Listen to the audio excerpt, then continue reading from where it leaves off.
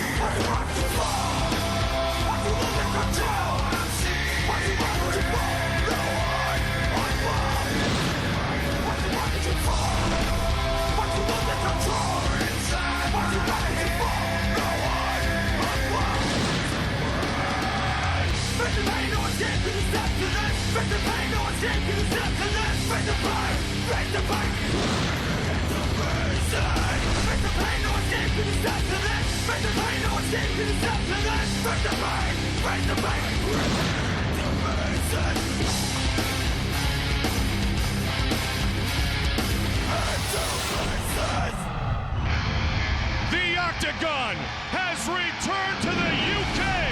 We are live at UFC 72 Victory from the Odyssey Arena in Belfast, Northern Ireland.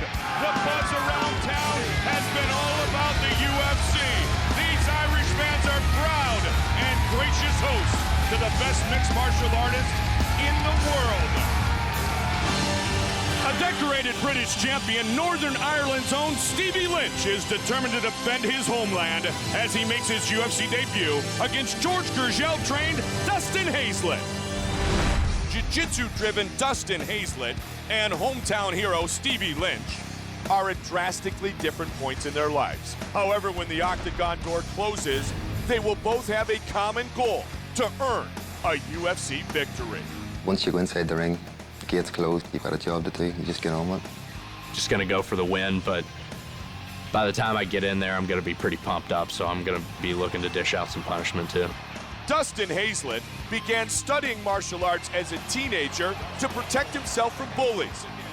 But no one is picking on the Brazilian Jiu-Jitsu brown belt anymore, as tonight, the Kentucky native looks for his second win in the Octagon, and in so doing, plans on spoiling Stevie Lynch's UFC debut.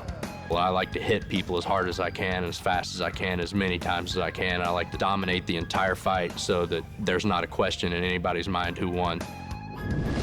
Belfast's own Stevie Lynch is quickly becoming one of Northern Ireland's best-known mixed martial artists. Unbeaten as a professional, the smiling assassin is living his dream, a fight inside the world-famous Octagon. Dream number 2, to step away a victor. But I will win this fight by a knockout. Not sure which round, but it will be a knockout. Our tale of the tape for this welterweight matchup. The youngster Dustin Hazlett against the veteran Stevie Lynch. 15 years the elder is Lynch. There is a reach advantage of a half inch owned by Stevie Lynch, although he is 3 inches shorter, both weighed in at 12.1 stone. For the official introductions, the veteran voice of the Octagon, here's Bruce Buffer. And when the action begins, our referee in charge is Yves Loving. Yves Levine, our referee. You heard the welcome and the significant applause for Stevie Lynch, making his UFC debut tonight at the Odyssey Arena in Belfast, Northern Ireland, against Dustin Hazlett, and we are underway. Here we go. Susceptible to the hooks is what Stevie Lynch has said. Let's see if he looks to throw him early. Fakes a flying knee. Hazlett's such a tall guy at 170. Significant reach advantage. Amazing that he actually has about a half-inch less reach here, even though he's 3 inches taller. But still, to get around that long frame, as you point out, is difficult.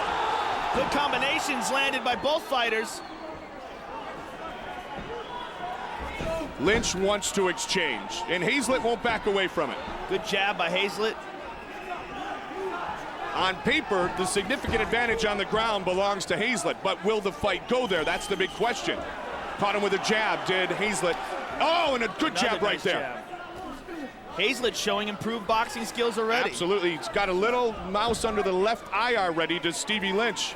Open to cut with that jab a moment ago, did Hazlett. You know, it was what we were alluding to earlier, is you get a guy like Hazlett who's training so hard and he's so young, they improve in leaps and bounds. And, you know, you see him 2 weeks later, you're going to see a more improved fighter than you saw 2 weeks ago.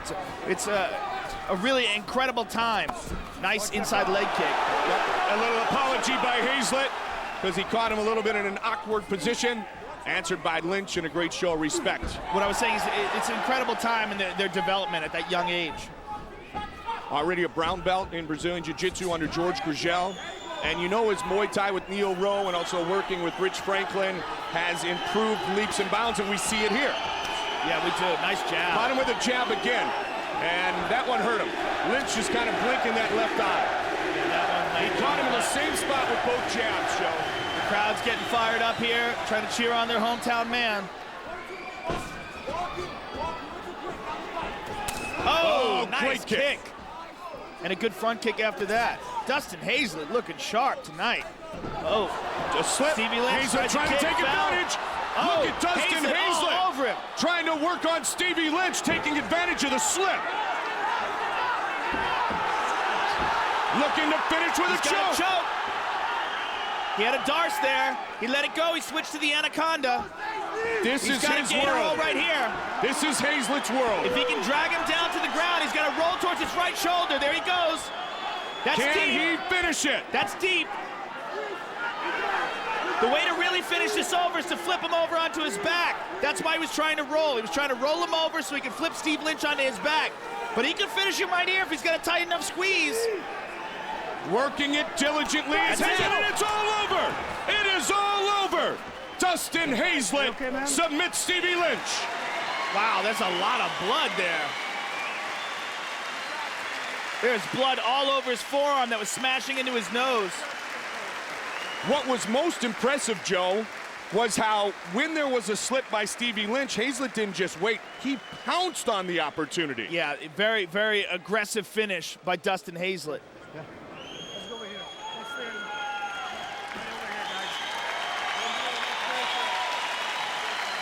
guys. Ladies and gentlemen, referee Yves Leving has called a stop to this contest at 2 minutes, 50 seconds of round number 1.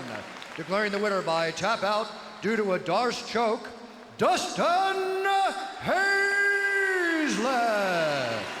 Great performance in front of a hostile crowd here tonight. Dustin Hazlett. Eddie Sanchez faced a mighty challenge in Mirko Cro Cup, but tonight he's facing an entire nation as he takes on Northern Ireland's Colin Robinson right here in Belfast. The last time Eddie Sanchez stepped into the octagon, he was a huge underdog against beard striker Mirko Cro Cup. Tonight, the Californian comes in as the favorite as he has traveled to Belfast to face the Irishman, Colin Robinson.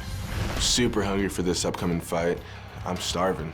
I see this as my big chance to make it in the UFC. This is going to be a war. Valley Judo fighter Colin Robinson has achieved his ultimate goal, a heavyweight fight in the UFC. For the Northern Ireland native, a 9-2 record and a current 6-fight win streak proves the Big C is ready to step into the octagon and ride the luck of the Irish. If Eddie nails me with the right hand, there's going to be a right hand left hook coming straight behind it. He's going to know he's been hit. I'm hungry for the knockout. I'd love for this fight to be one of my highlight reels. Eddie Sanchez showed the courage and fighting spirit of a warrior when he entered the octagon in Las Vegas to take on Mirko Cro Cop. Now, he plans on showcasing to the world his great set of skills, as this heavy-handed fighter has come to Ireland looking to knock out the hometown hero, Colin Robinson. I'm going to rain down a lot of hell. Elbows, punches, non-stop. And if he's just going to hold on, you know, that's good. He'll be holding on for his life. At the end of the day, it's Irish guys love a good fight. It's just a matter of going in there and doing what I have to do. Our tale of the tape. Eddie Sanchez against Colin Robinson. Colin Robinson, 38 years old, 14 years the elder of Eddie Sanchez. Now, Robinson is 2 inches taller, but look at the huge reach advantage.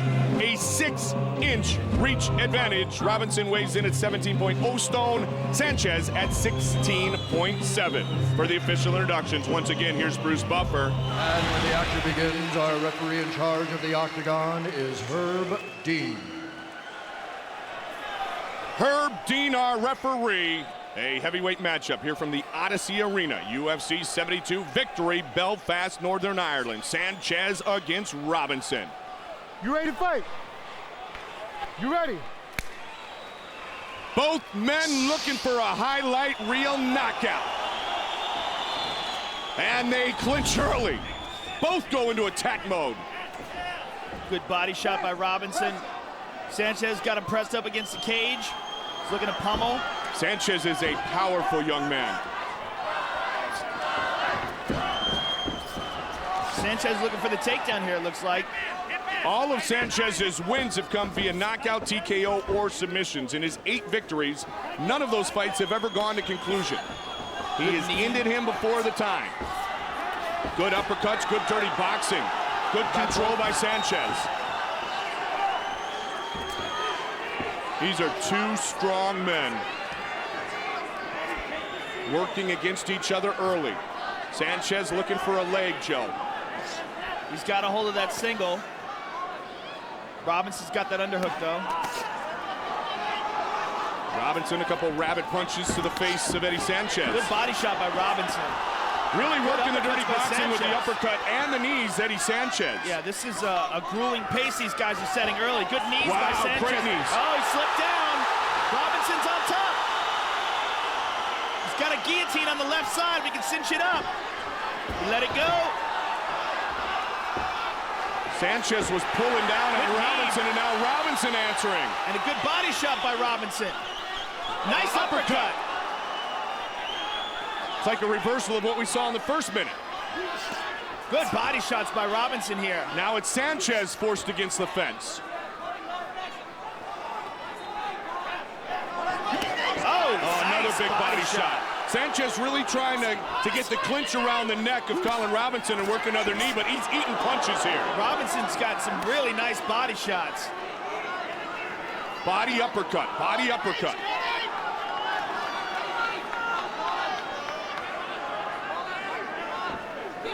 Robinson breathing out of his mouth already just 2 minutes into the fight. Or pardon me, Sanchez. This is a tough pace. I mean, these guys pressing up against each other. They're using all of their strength and will from the moment this first round started. Would you say this is the most exhausting position, especially for a heavyweight in MMA? Yeah, absolutely, for anyone, because they're constantly imposing their will on the other guy, trying to change positions, constantly hanging on. It's resistance all the time. Good right hand by Robinson, I believe, hurt Sanchez. Sanchez trying to answer with a knee. Sanchez is wobbled.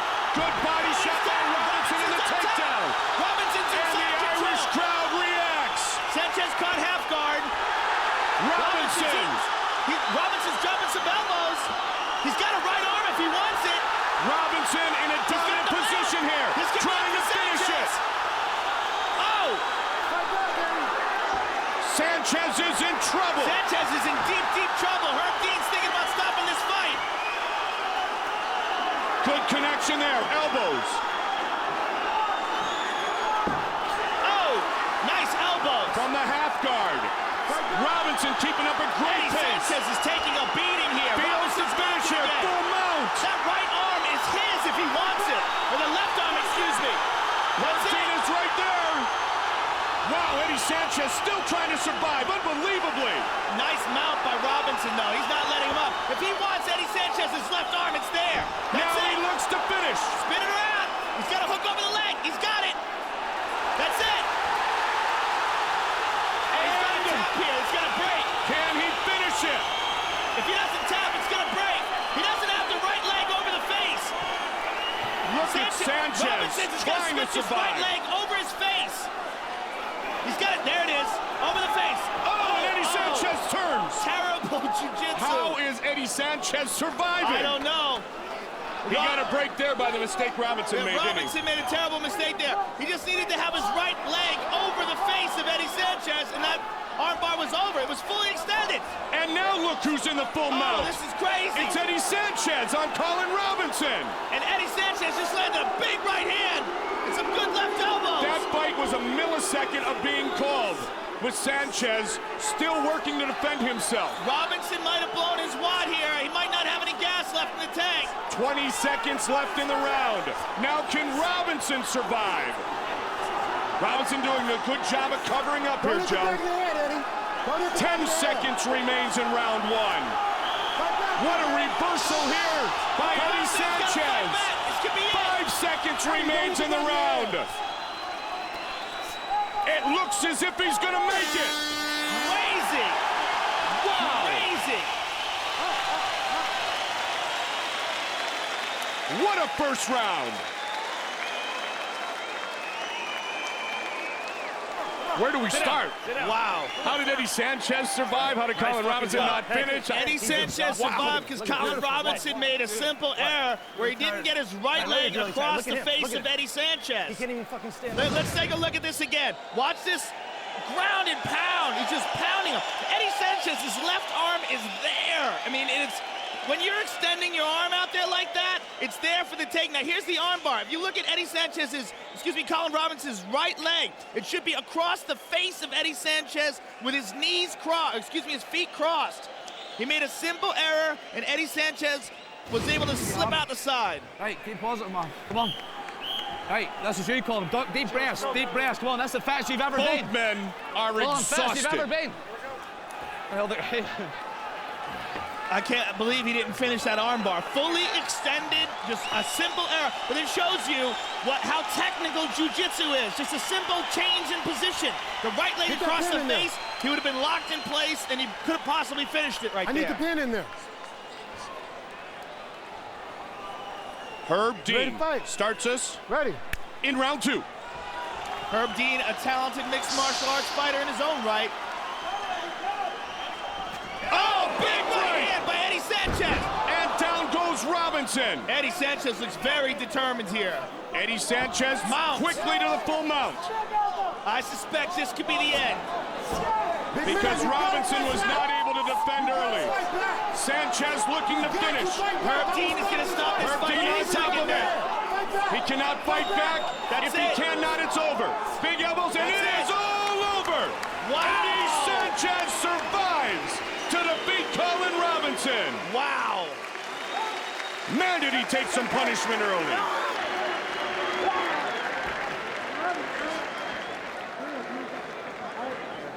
What a fight. Here's Bruce Buffer. Ladies and gentlemen, referee Herb Dean has called a stop to this contest at 32 seconds of round number 2. Declaring the winner by TKO, Eddie the Manic Hispanic Sanchez. Training in the UK, Liverpool, England's Jason Tan is calculating a big win tonight over Marcus Davis, the Maine native with deep Irish heritage. For the first time, the Celtic warrior Marcus Davis finds himself in unfamiliar territory, fighting outside of the United States. Tonight, he is set to battle the Brit, Jason Tan, right here in Belfast, Northern Ireland. I'm excited. I'm excited to get into the octagon and put a beating on Jason Tan. With the Ultimate Fighting Championship bringing the octagon over to the UK on frequent occasion, Jason Tan knew there would be an opportunity for him to showcase his skills. Known for his finishing ability and sporting a 5-1 record, Tan is determined to put on a show tonight in his UFC debut. I'm not going to worry too much about, what he's got to offer. I've just got to get my game plan going. I'm going to win by stoppage in the second round. Marcus Davis is in the midst of a successful run in the Ultimate Fighting Championship, winning 3 straight fights in the octagon. Even more impressive, the former boxer is on an 8-fight win streak. Tonight, he looks for number 9 against the well-rounded Jason Tan. That's it. And it is all over. Just what I was talking about. When I get a hold of you, it's over. You're out of the UFC. Our tale of the tape for this welterweight showdown here from Belfast, Northern Ireland, 33-year-old Marcus Davis against the Brit, Jason Tan. Half-inch reach advantage, both weighing in at an identical 12.1 stone. With the official introductions, here's Bruce Buffer. And when the action begins, our referee in charge of the octagon is Eve Loving. Eve Levine, our referee. The beautiful Ali Sonoma. Ariani in attendance here tonight. Busy week for the Ultimate Fighting Championship. There's Ariani. And all of you at home, we are set to go again. Fight! Tan against Davis. They touch and will soon engage. Southpaw stance for Marcus Davis.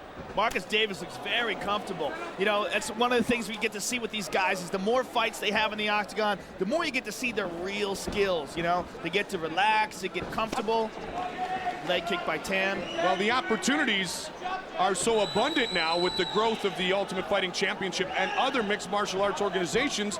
These men are able to train full-time and make a living at being a mixed martial artist. Yeah, absolutely. And good leg kicks. That's a huge point. Davis, one of those men. Jason Tan looking for opportunities to do the same. Good leg kicks by Jason Tan. Oh, tried with a high kick and just missed. Tan's got some striking skill. Tan looks very good on his feet. Marcus Davis trying to line him up for some punches. Tan really stepping into that kick like Kenny Florian did in his recent fight. Another leg kick by Tan. Good uppercut by Davis. Tan really trying to keep the distance here and utilize the legs and avoid the hands of Marcus Davis. The reach was identical. Oh, and down goes Jason Tan. And it is all over. Marcus Davis. All over. Marcus Davis. Victorious. The fight is stopped by Eve Levine. Jason Tan was a little confused there. I guess he was really serious stunned. Power. Didn't realize the fight was already over.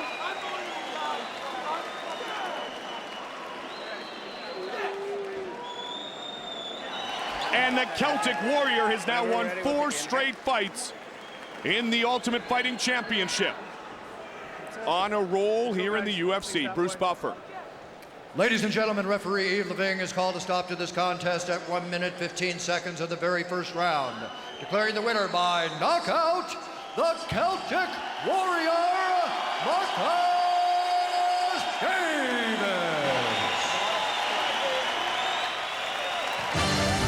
Against Pete Sell, Scott Smith provided us one of the greatest finishes in UFC history. His opponent tonight, Ed Herman, has finishing power, most of the time with a great submission.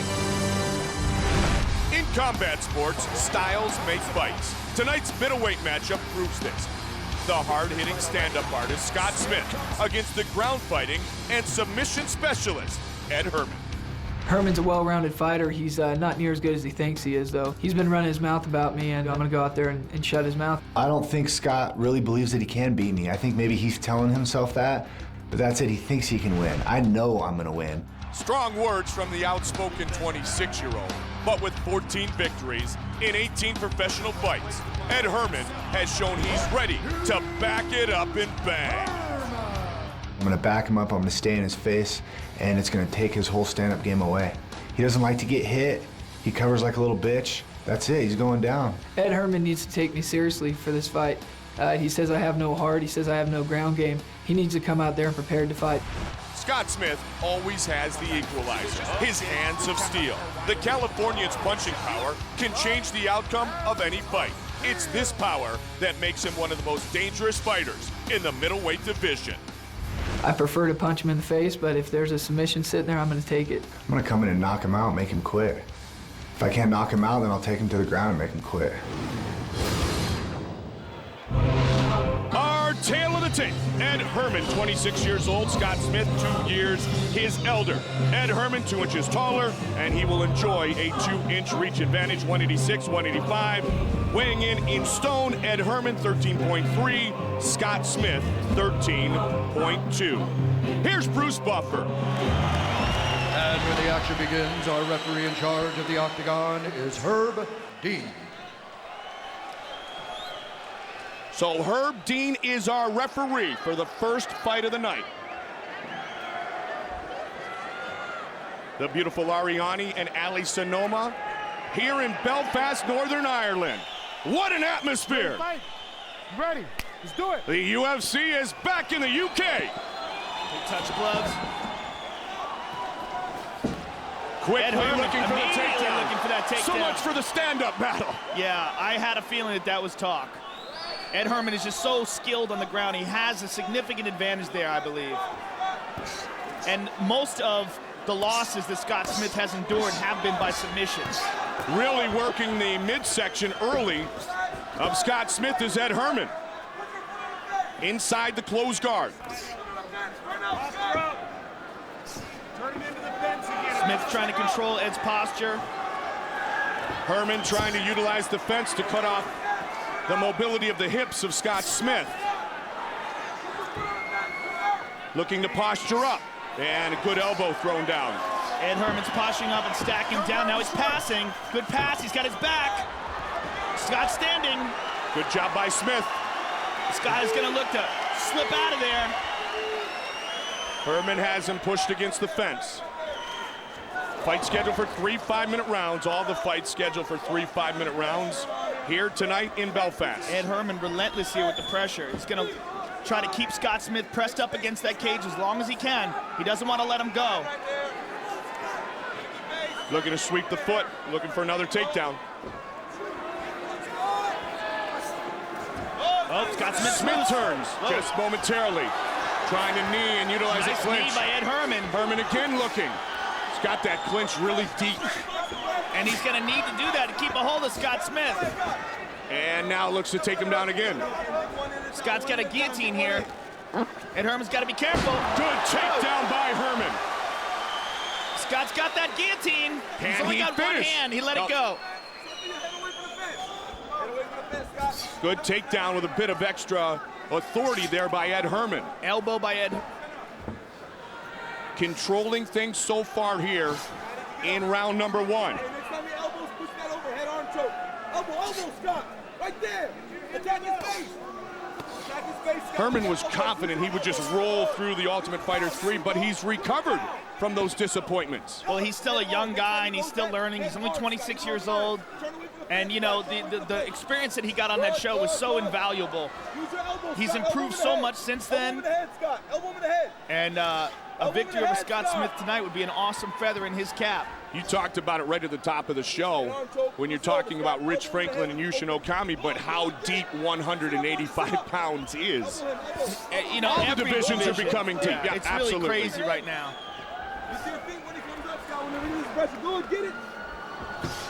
But all Ed Herman short fuse here in round number 1. Oh, big elbow by Ed Herman. Nasty elbow. And again. Oh, he's coming home for that elbow. Big time. He's cut badly. That was the elbow. The bridge of the nose of Scott Smith is just leaking blood all over his face. He's opened him up big time. And Herman looking for the finish. Herman relentless with his attack. Man. Herb Dean right on top of the action. Scott Smith is not going to quit. You're going to have to take him out of here. Oh, they're going to check the cut. They will go back to the same position, but the doctor will check the cut. Let's look at the elbow that did the damage here. Ed short fuse Herman with, oh, bam. Man, on the button.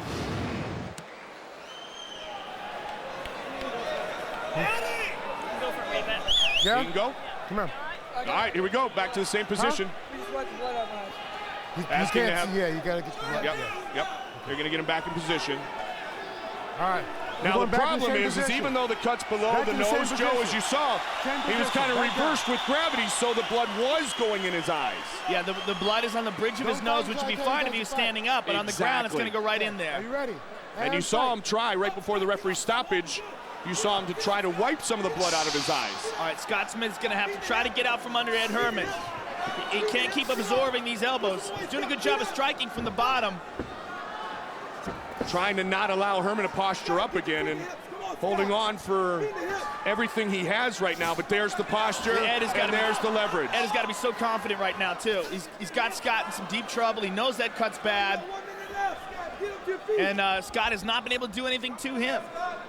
He's been able to keep the fight on the ground. He's got a Kimura here, an Americana rather. But he's in the guard. It's not impossible to finish from that position, but it's very difficult. Well, Herman was very confident in his advantage in a ground game battle, and so far he's done a great job. Herman going to the back, switching to an arm. Smith escapes. Now he's on his back. And Smith trying to rain down an elbow. Because Smith has dynamite in his hands. Well, we've seen Smith reverse what looked like a not-so-lucky fortune before. Who's going to dig in first? They're both going for leg locks at the exact same time. 25 seconds remains in round one. And then get on top. He's got Scott Smith's back. Don't hit the back of the head. Ed Herman landing some blows. Smith trying to survive here. Herman in a good position. 10 seconds, Joe, remaining in the first round. He's got his back and he's got the choke. Can he finish it before the bell? Down goes Herman. And Smith's on top. Oh, Smith just missed. What a first round. I'll tell you what, I have never seen a boring Scott Smith fight. And that's why. That kid throws dynamite every time he punches. Ed Herman doing a fantastic job of controlling him. Some brutal ground and pound elbows, and what an exciting first round. Get that mouth. Get your mouth. Yeah, where's that mouth? You're all right. You're okay. You're doing good, Scott. Don't stay on the ground with him, Scott. I need you to get up right away. You hear me? Scott, there's no way this guy should take you down, Scott. The wrestling way better than this guy. Smith being attended to by Quentin Rampage Jackson's trainer. That cut is nasty. Juanito's working on it right now, but that is a brutal elbow. And let's look at it again. Bang! Nasty ground and pound elbows from Ed Short Fuse Herman. And you see immediately that cut just open wide. There's the light heavyweight champion, Quentin Rampage Jackson, heavyweight contender Brandon Vera. Surrounded by some of the best in the business is Scott Smith. And, Mike, there's always been debate in mixed martial arts over rules, and one of the big points about elbows, the big arguments, is that elbows cut guys and stop great fights. And you see Scott Smith got hurt by that elbow. It was a painful shot, but it wasn't enough to stop the fight, but it is enough to make a gigantic cut, and that cut eventually could lead to a stoppage. Great job done in the corner to stop the bleeding. Set for round number 2. Scott Smith breathing deeply. That was a furious first round. Herman has to be in a bit of disbelief that he wasn't able to finish Scott Smith in the first round. I think he's probably pretty happy with his performance. I would say he definitely is. Controlled the fight, imposed his will, did exactly what he wanted to do. Looks for the early takedown again. Good sprawl by Smith. Stops it, and he's got a guillotine. Ed Herman's got him pressed up against the cage, though.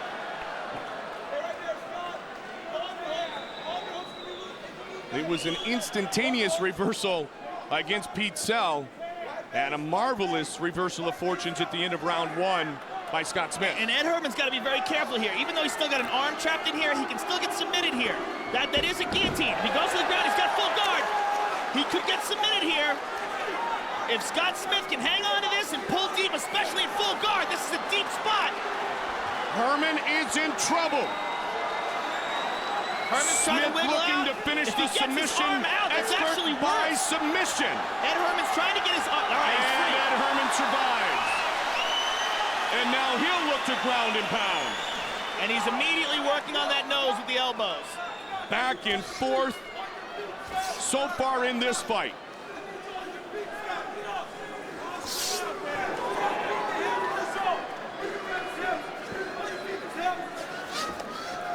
Herman with continuous shots to Scott Smith every opportunity he has. Posture up, throw down. Watch the fingers, Ed. Oh, again with the elbow. Caught right it in the front of same us, place Mike. and opened it up, Joe. It's wide open again. These guys are about a foot away from us right now. Smith from the bottom. Smith's nose is leaking into his eyes again. Elbows by Ed Herman. This is the Ed Herman that was advertised when he first entered the world of the UFC via The Ultimate Fighter. Trying to keep that same pace as round one.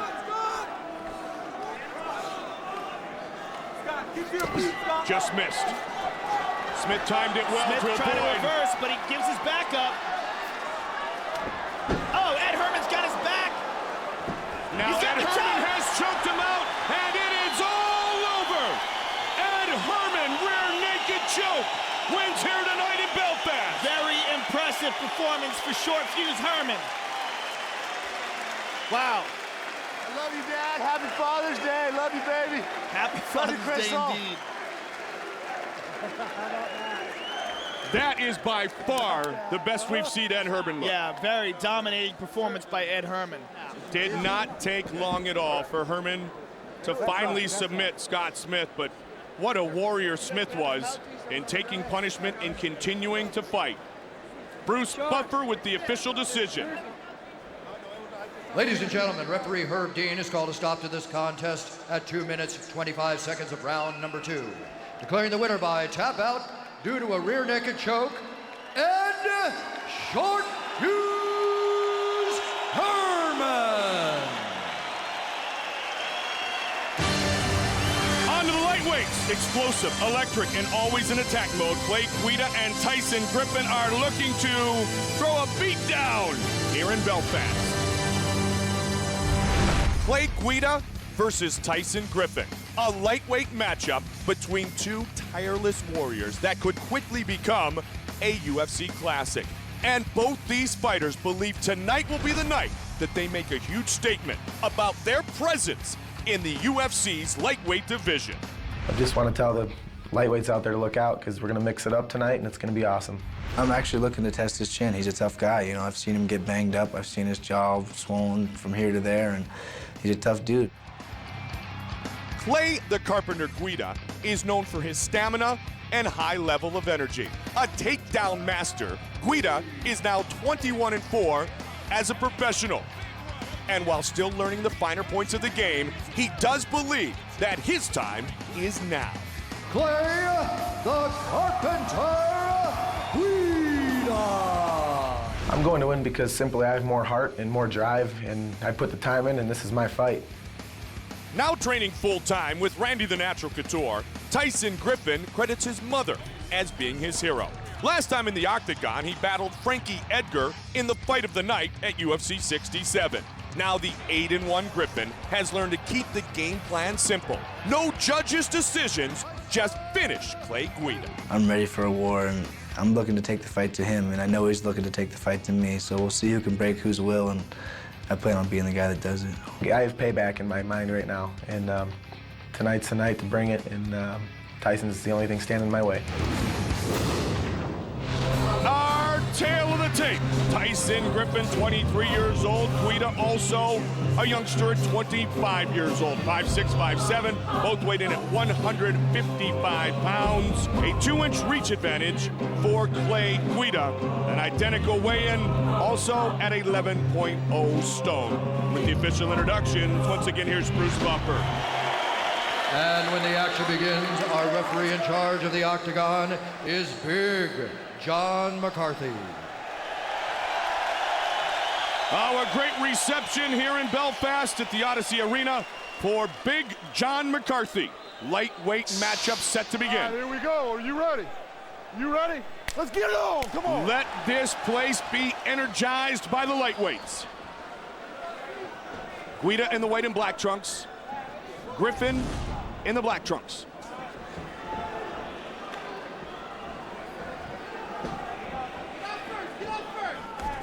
You hear the corner yelling to get off first. Who will initiate this fight? Great mutual respect these fighters have for each other. Guida loves to look for takedowns. So does Griffin. Yep. You see him drop every now and then, change levels, at least fake. And what you're going to see a lot of these guys is faking the shot and look, whoa, a scramble. Guida's got a single. Guida looking for the takedown. Great base by Tyson Griffin. Excellent takedown defense. Look at that. He's got one leg up and still throwing bombs. He landed an uppercut. Stay to his feet. I mean, it just goes to show you the wrestling skill that you're dealing with these two guys. I mean, to have one leg up in the air like that and throw punches. And look at that. He gets him elevated and still switches his base, corrects himself. Tyson Griffin, he's got a headlock here. In this battle, Joe, of wrestling, if it does become that, if Tyson Griffin is a stronger man, this could be trouble early for Clay Guida. This could be trouble right here. Can Griffin submit? He's got a gi, and he's fresh right now. His arms aren't tired. Guida trying to work out of it. He's turning it. He's got it. It looked like Tyson Griffin, it looks like Clay Guida was almost ready to tap right there. Trying to push the leg and try to get himself a little bit of breathing room, no pun intended. I would like to see that again because it looked like he was ready to tap. Almost there, too. Griffin holding on, looking for the submission victory early here in round Griffin one. no longer has guard. He's got half guard now, which makes it's a substantial difference in the amount of leverage that you can put into that guillotine. It's much harder to finish a guy in this position, especially with an arm in from half guard. Guida almost is pulled out, Joe, and he escapes. Oh, now he's got a guillotine of his own here. Great perseverance by Clay Guida. No knees, we're on the ground. Watch your knee, that's it. John McCarthy warning with the knees. Opponent is down. You can knee to the body in that position, but that's it. Tyson Griffin has got a hold of Clay Guida's back here. Tyson Griffin almost locked down a knee bar as the fight ended against Frankie Edgar. So close. He's got his back. And now looking for submissions early here in this fight. He's got one hook. He's got one hook, and he's got an arm across the throat. If he can switch that left leg over to the top of Clay Guida's back, over to the other side. Clay is looking to get a hold of Tyson Griffin's leg and drop down for a knee bar. So he's got his foot. Oh, what is this?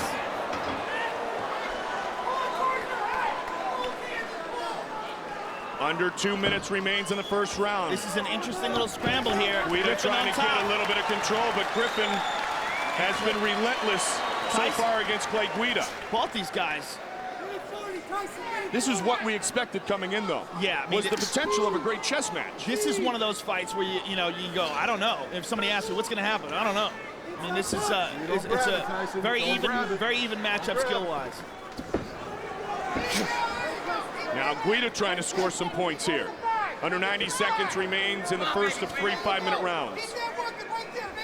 Mike Goldberg, Joe Rogan, UFC 72 Victory, Odyssey Arena, Belfast, Northern Ireland. Let's go. Gotta go on the short. Oh, just missed.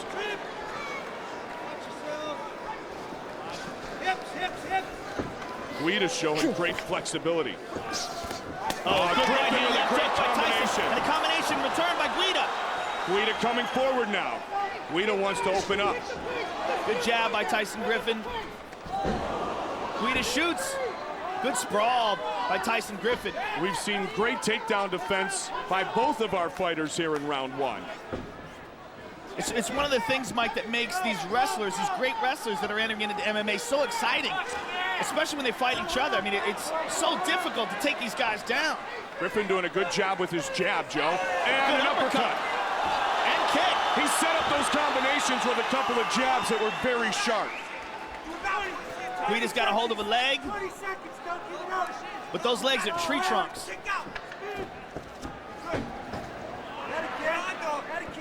Beautiful takedown defense exhibited by Tyson Griffin.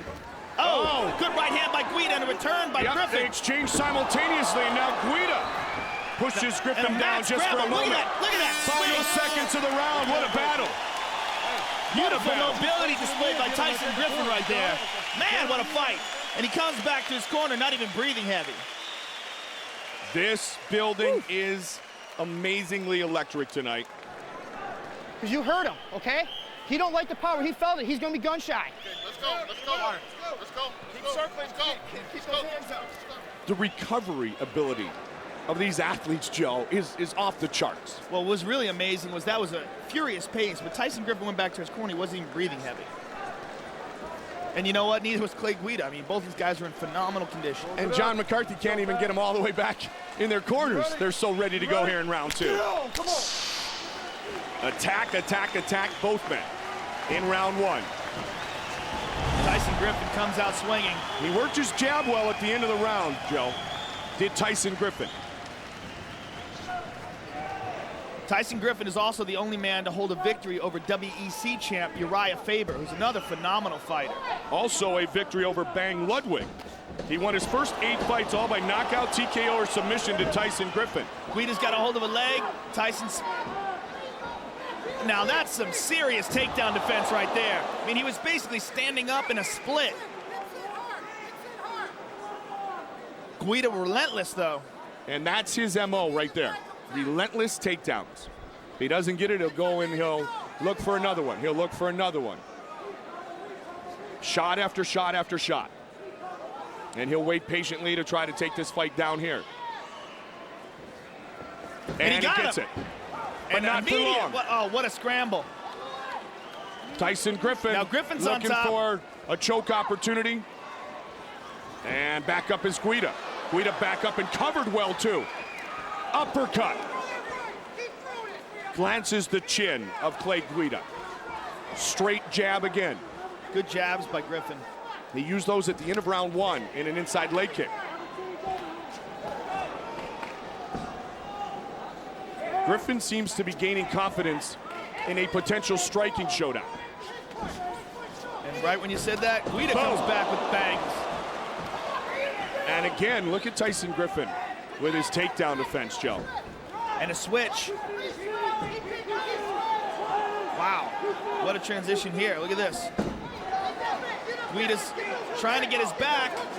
He's got to roll over. He's got to roll over more. It's going to be hard, though. Remains Griffin's going to pop out the back and have his back. Yep. He's got a leg. Back up they go. Griffin's got his back. Oh, and look at this. We're seeing the entire display of skills and the skill set of these fine fighters here tonight.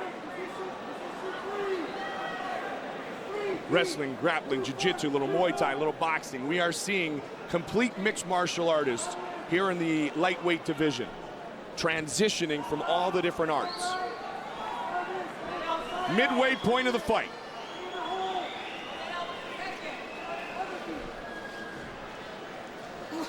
Guida's got a leg, but in doing this, he's going to give up his back. And then, oh, Guida's on top. What a roll. This is crazy. It's a knee bar, knee bar. Looking to spin to it. Can he get it from here, Joe? He's got it. He's got it. It's just a matter of whether or not he can tap him. Oh, taking some serious shots in the back, trying to finish. Look at this. Griffin just hammering away. Clay Guida can take these, though. Wow. Unbelievable this position is a here. Deep knee bar. Tyson Griffin doesn't look like he's going to tap, though. He's got to be careful as he's turning his body here. This could turn into a heel hook, which is even nastier. Now he's got a leg lock, and he's got a heel hook. Clay Guida spins out. He went the right way. How about now Clay Guida this is continuing to try to finish that submission. And Clay's got Tyson's back. He's got one hook. He's got both hooks. Guida trying to take over here in round 2. He's got to flatten Tyson out. Tyson's going to pop out the back if he's not careful and dump him on his head. Clay's got to hold on here. Reminiscent of Matt Hughes, Frank Trigg here. Wow, this is a crazy fight.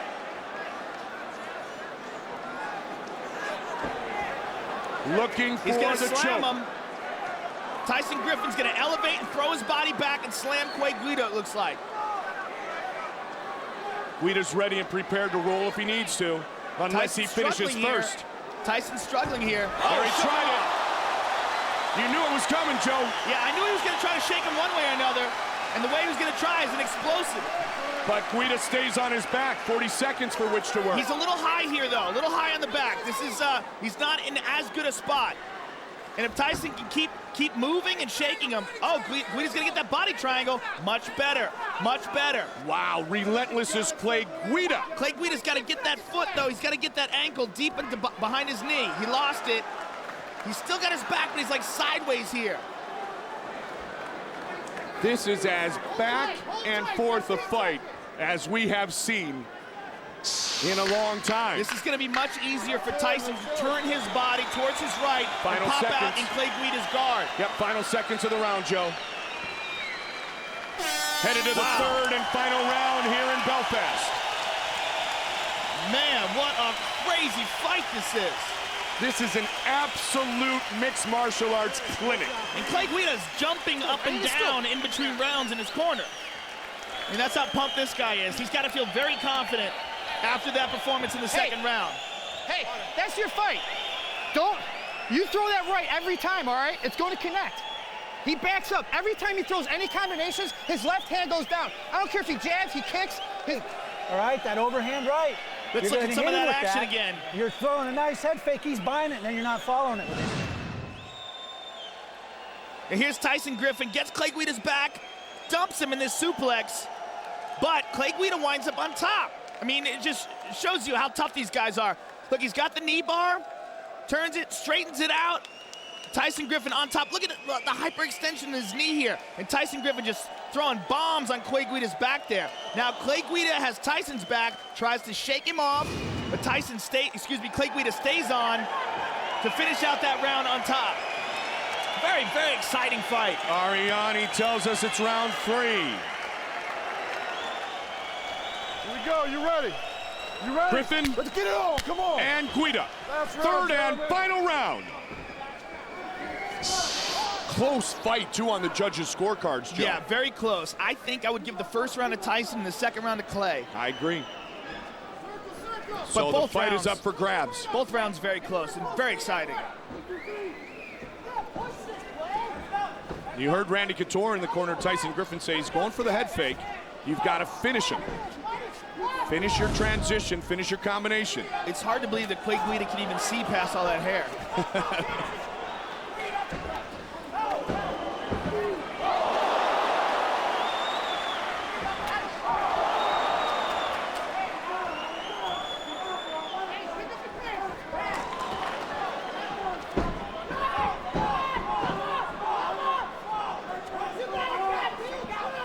He got a good knee and a couple of good punches in. May gain himself Good a couple uppercut. of much-needed points here early in round 3, Joe. Good leg kick by Griffin and a counter right hand by Guida. Now the jab by Guida. See if Griffin goes back to the jab that was effective before. Good shot by Guida. He's got a hold of that leg. He's never been able to take him down full. What he's been able to do is take him down in the transitions as these guys are scrambling. Neither one of these guys has actually been able to take the other guy down with just a regular shot. And that just shows you how technical this fight is, that they're exchanging positions and looking for the advantage. Guida's got him down here. And then, but you know, it's so fleeting for a second, and then Tyson's scrambling. If you're looking for a tape And he rolls. to tell people, Joe, what mixed martial arts is all about, this would be a good one right here. Yeah, look at this. That's good like that. No hand down, there you go. Elbows from Tyson Griffin. What a bizarre position this is. He's got a heel hook. I don't think he's in the right position for this, but he is in the position for an inside heel hook. or And an a couple ankle of lock. hammer punches. The hammer fists are raining down. Oh, and right back up is Guida. Don't touch his And push Guida's out. got to spin off. Oh, great back fist. And again. McCarthy just telling Guida to let go of the fence. That was what the warning was. Throwing back fists a moment ago was Clay Guida. Guida And on both top connected. in Tyson's half guard. 2 minutes, 32 seconds remains in the third and final round. Now, if Guida can stay on top and do some damage here, and as soon as I say that, Tyson stands up. Well, the fight between Tyson Griffin and Frankie Edgar was a memorable, fast-paced Look fight at this. that night, and this is equally as He impressive. transitions to the back, and immediately Griffin rolls to guard. This is crazy. He's got a hold of his leg again. Guida's starting to take over just a bit here in pulls it round out. 3, at least Guida for now. mounts. Guida mounts. He's got half guard. Half guard now. See if he can pass. If Guida can stay on top, he can eke out this decision. Trying to get that left leg out of guard. He's got And a get to minute the and full 49 mount. seconds. If he can stay on top, I think he can win this fight. but that's a big if. Well, the thing is, as you saw, Joe, Griffin was so good at scrambling early, but now the cardio's down a bit. Now it's that much more difficult. Good elbow from the bottom by Griffin. Elbow! Good elbow! Guida trying to answer. Guida. Looking to pass again. Tyson Griffin with that Cesar Gracie Jiu-Jitsu background doing a good job of keeping Guida in his guard.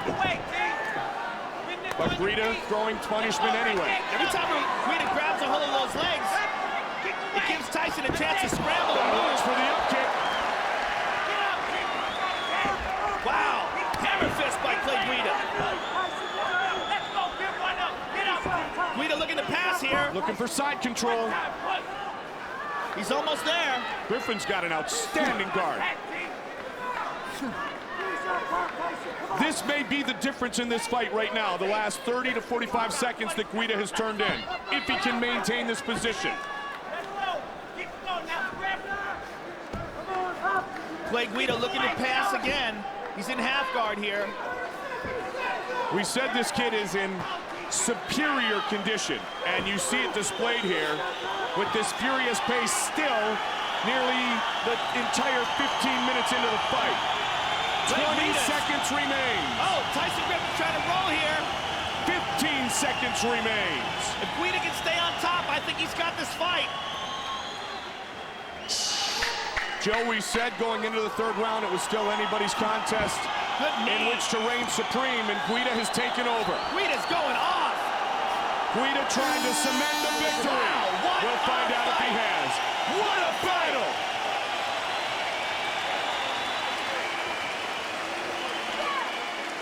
An energized Clay Guida and a disappointed-looking Tyson Griffin.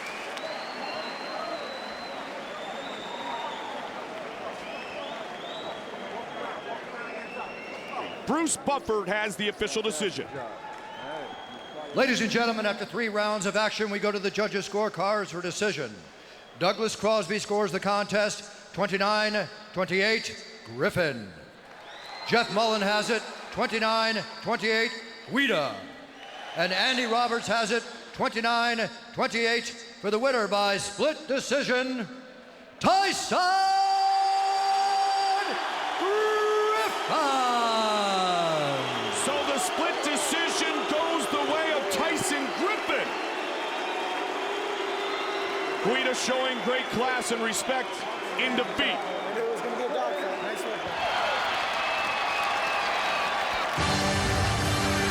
Out of the shadows of his star pupil Forrest Griffin, Rory Singer looks to re-establish the rankings at 185 pounds with a win tonight over Canadian Jason McDonald.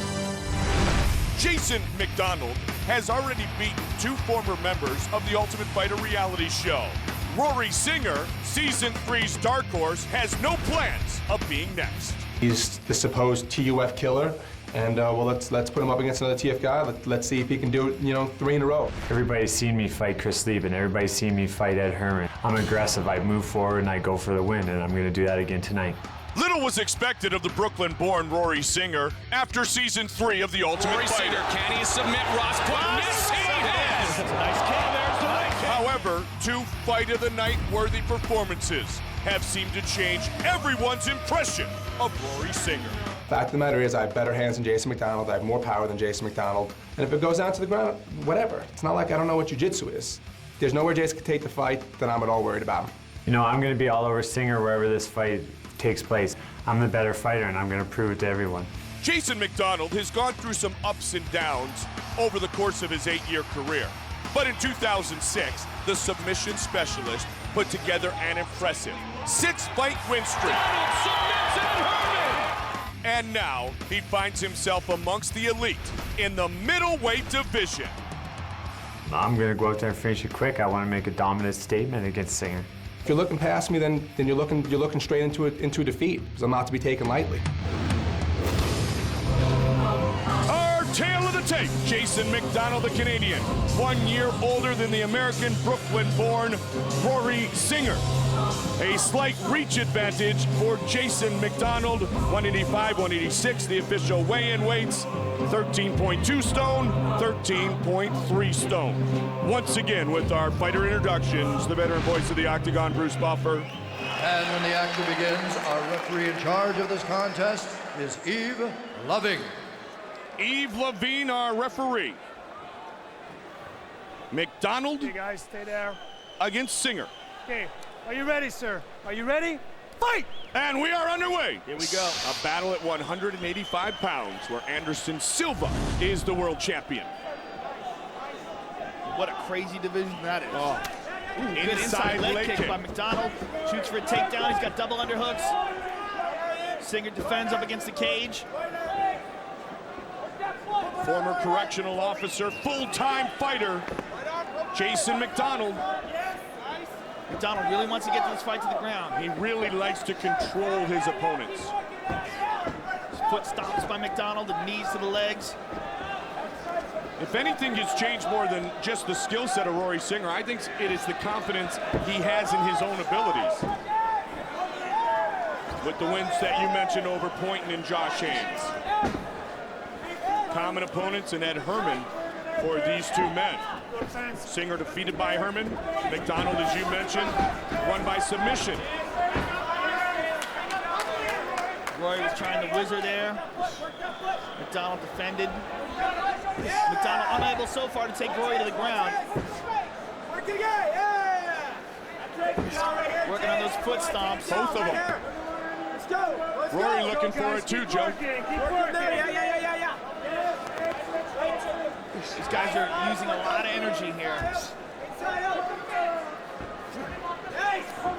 McDonald switches to a single. Yep, looking to take Rory down. Now he's looking for the other leg, Joe. Rory's got that underhook, though, protecting him. He's going to try to get it on the left side as well. Back up. Good job defending by Rory. Now Rory tries to take him down. So McDonald gave up the attempt there because he knew that Singer was in a good position. Good knee by Rory. Rory's got him pressed up against the cage now. Looking to dish out some of his own medicine. As you said, Rory's got those long limbs, but he matches up against Jason McDonald. Oh, good in a rare fight in which he's just as tall. Knees. Oh. And pulls guard. And Rory is very good on the ground as well. Jumped right in to that second knee. McDonald from Nova Scotia in the closed guard of Rory Singer, fighting out of Athens, Georgia. Rory elevating his hips, looking to get his knees up high. He's doing a good job controlling Jason McDonald, keeping him from landing any strikes from the top. Singer, a brown belt in Brazilian Jiu-Jitsu. He has the ability to submit. High guard. Notice how he keeps elevating his hips. He's got those long legs, which is a great advantage. McDonald just throwing some shoulders.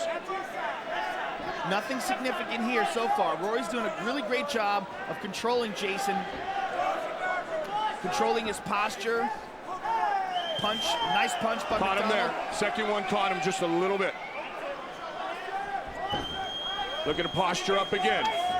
McDonald has to avoid the up kick. And a scramble. Rory with those long legs throwing up kick. Very nice by Rory, and a good right hand. And that meant McDonald had to try to give up that position because the up kicks were coming with good force. Yeah, very nice job by Rory Singer right there. McDonald makes a mistake there. Slipped. Rory's on top. But McDonald's got to hold that leg. He's going to try to turn it over. Going to try to step behind him with his leg as he's got a hold of that single. McDonald may be the physically stronger man in this fight, but hasn't made a difference so far. And I say maybe, of course. It seems pretty even. I see some blood, Yeah, though. somebody's bloodied up. Rory in the mouth. Yeah, Rory Singer looking to finish McDonald. Rory Singer's got his back. This is bad for Jason McDonald. He's turning over, though. He's going to turn over into Rory's guard. Still over a minute remaining in the round, Joe. Unless Rory can flatten him out here, or at least get an over-under and pull him on top of him. Yeah, he's turned it over. The blood's coming from the head of Jason McDonald. Not a bad spot. Nope. Now he's back in Rory's you can guard. see the cut a little bit from our angle, Joe. But as you said, not horrendous, not horrible. McDonald's got a hold of Rory's wrist, and he's going to use that to try to pass on the left-hand side. If he can get his left leg free. But Rory's doing a good job of controlling him with his guard. Again! Get up there! Push him up against the cage! 35 seconds remains in the first of 3 rounds. 31-year-old against 32-year-old. Both men very experienced in mixed martial arts. Elbows! Work out! Combining for over 30 victories in both of their careers. It's a lot of battle. You see Rory's arm is trapped underneath his body by triangle. Oh, he's got it locked in. 13 seconds. He's got it 10 locked seconds in. remains in the round. Trapped. Now his arm's no longer trapped. Jason had to let that go, and that's bad. If Rory can pull down on the head. Round's going to come to conclusion. He's got to pull down on his head. Very good round for Rory Singer. Here you see the cut a little bit on the side of the head of Jason McDonald. Long way from his heart, though. McDonald Fucking work that and Singer. takedown, okay? I want you to get him down, I want you on top, all right? You get him on top, then you're gonna go to work, okay? Keep working those elbows inside out, work that body high. He wants to climb up that guard, okay?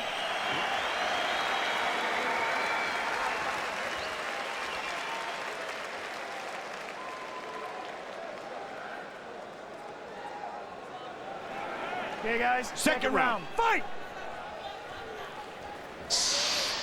Rory Singer's got to feel confident coming into this round. Belfast, Northern Ireland. UFC 72 victory, the Odyssey Arena.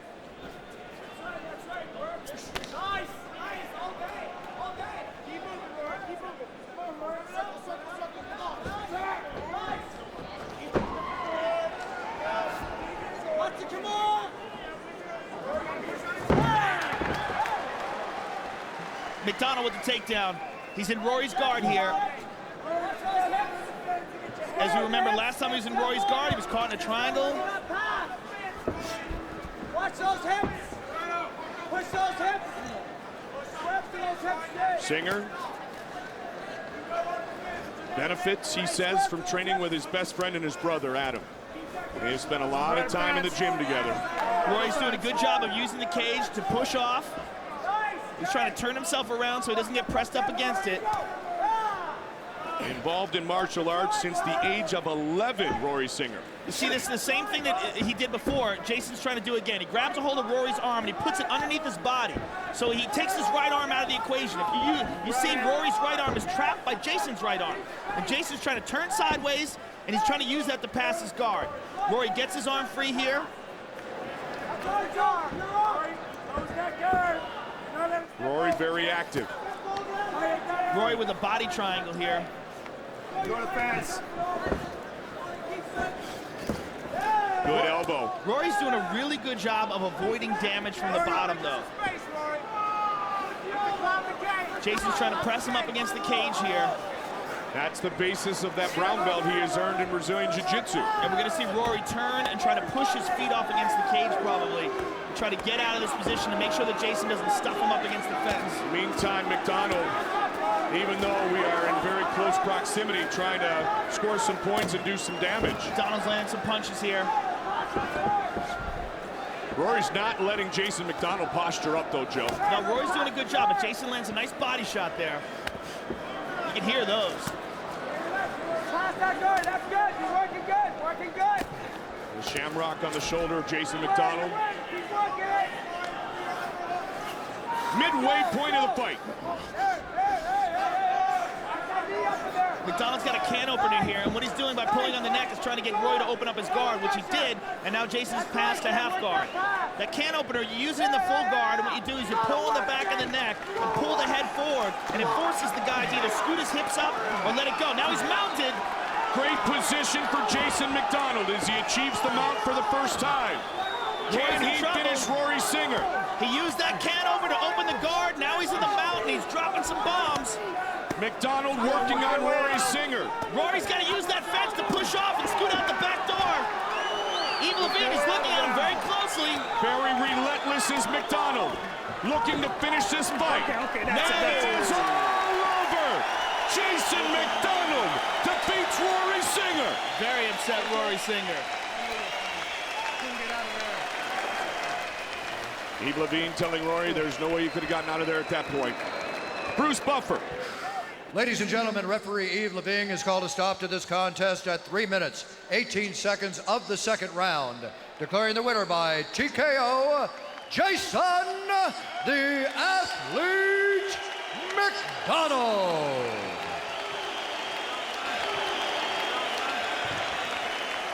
For Forrest Griffin as popular a fighter as there is in the world today. But there is a sick dog standing in front of him tonight, and he's very well trained, and his name is Hector Ramirez. I never said I was that good or that pretty, but baby, I make it exciting. You know, what more can you ask for? Head kick by Forrest. Oh, good right hand by Forrest. Forrest pushing forward again. There's nobody in this sport at 205 you put me in with, and I won't make it a fight. Elvis is rocked. Good uppercut. I won't back down, I won't quit, I won't break for any man, period.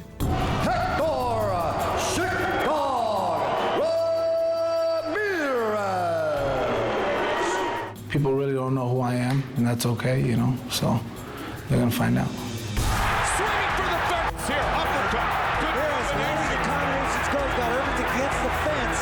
Hector Ramirez has got heavy hands and good wrestling. I know that going into it. Good takedown. I think if he gets me down, I think I can catch him in something. Now it's a full rear naked choke. That's it. It's all over. No matter which direction Forrest wants to take it, if he wants to take it as a stand-up fight, ground fight, whatever, I'm prepared. There's no area on the ground in the clinch standing up where I don't feel confident. Forrest Griffin's definitely a banger. He's not afraid to bang, and that makes two of us, you know, so that makes it even more of an exciting fight. I plan to stay on the outside using footwork. I'm quicker than him on my feet. He's gonna realize it's not gonna be as easy as he thought. This guy comes in naturally tan. I'm already jealous of his tan. He could be any way funny, joking, doesn't matter. Bottom line, he's gonna have to fight. Being an Irish fella, there's no way I'm losing a Hispanic dude in the homeland. That's it. I can't lose to this fella. Won't happen. Our tale of the tape for this light heavyweight fight. From Belfast, Forrest Griffin, 28 years old, 3 years younger than Hector Ramirez, 3 inches taller, and the owner of a 6-inch reach advantage, is the Ultimate Fighter 1 light heavyweight winner. They weighed in at 14.6 stone each. Once again with the official introductions, Bruce Buffer. And when the action begins, our referee in charge of this contest is Herb Dean. Okay, gentlemen, we've gone over the instructions backstage. Protect yourself at all times. Follow my instructions at all times. We're gonna keep this fight nice and clean. Touch gloves, come on, ready to do this. A standing ovation for Forrest Griffin. And the chants begin. Hector Ramirez, Forrest Griffin, from Belfast, Northern Ireland. What a night it has been as the UK comes to Ireland for the first time. Pardon me, the UFC comes to Ireland for the first time, returning to the UK, and here we go. Scheduled for 3 5-minute rounds. Griffin in the dark trunks. Ramirez in the white trunks.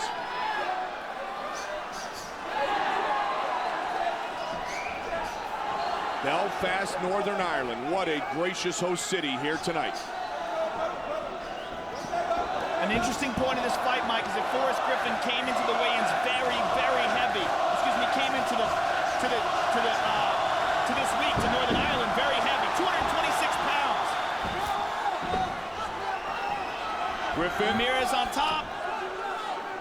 Very comfortable, utilizing his ground game as Forrest Griffin, Joe. He's trying to pass.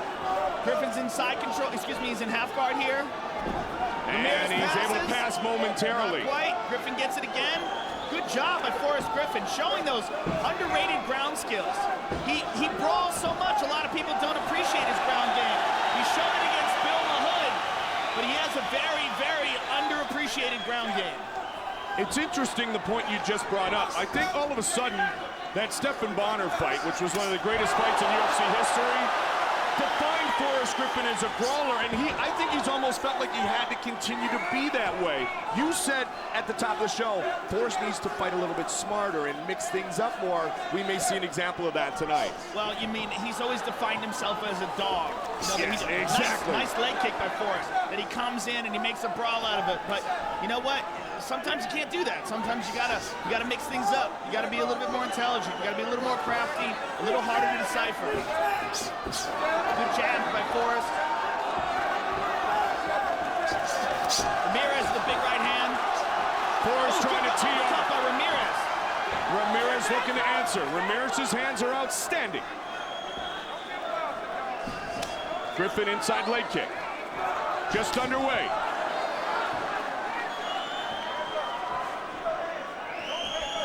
Mike, it'll be interesting to see if that incredible weight loss that Forrest went through to make that 205-pound weight limit has an effect on his conditioning. Good right hand by Ramirez, chases Forrest.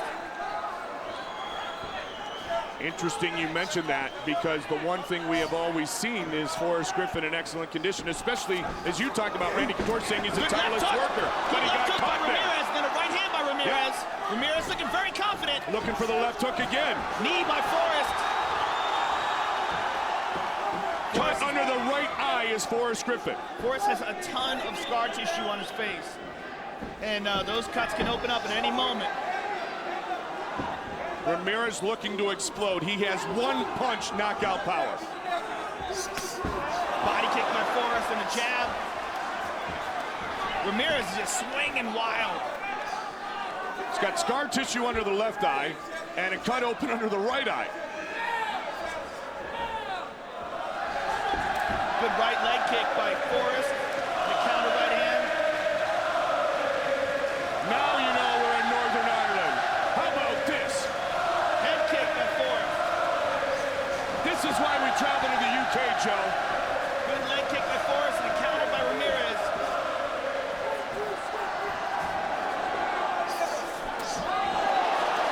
Head kick blocked by Ramirez.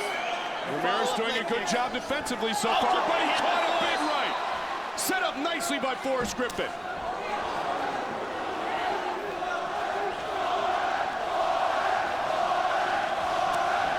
Inside leg kick. Good right hand uppercut. Just over a minute remains in round one. Griffin pushing forward again. Avoids the uppercut of Ramirez. Forrest walking away like a fighter will do. They'll get away for just a moment to regain not only their conditioning, but their mental composure. Forrest walking away, doing exactly that. Trying to loosen his arms back up. And pushes forward with a great combination. Good right hand. Hefty's chasing him.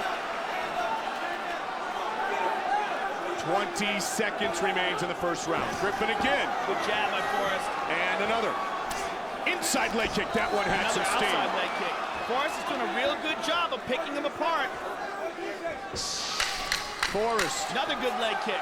Very sharp here in round one. But Ramirez is more than happy to go toe-to-toe. Good start. I think a significant difference in this fight, the way Forrest is fighting, is he's not going toe-to-toe. He's moving around. He's moving away. Sit. Have a seat. Michael the Count Bisping. You think there's a reaction to Forrest Griffin tonight? Can you imagine what the reception will be in London, England at the O2 Arena? When you back out, you've got to keep your hands up. Okay, that's the only time he hits you. That 1-2 step kick is working. 1-2 step kick is working. And then the 3 right kick is working too. Set down, cut him off. Don't chase him, okay? Step like I did, okay? Like we do. Cut him off, okay? You got this fight. He's already tired. He's already second win. You're not. Use your jab. The cover on counter hurt him, okay? It worked Twice you hurt him with cover roll. Here we go. Okay? Here we go. Cover roll. I mean, how great is this, Joe, when you have the heavyweight champion in one corner and the light heavyweight champion in the other corner? Yeah, really interesting.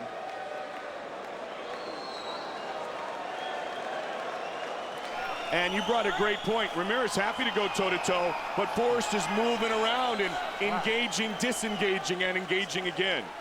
Yeah, Not just standing there and taking as much punishment as in the past. I think Forrest is very upset with his performance against Keith Jardine, and, you know, it's obvious that he's made adjustments.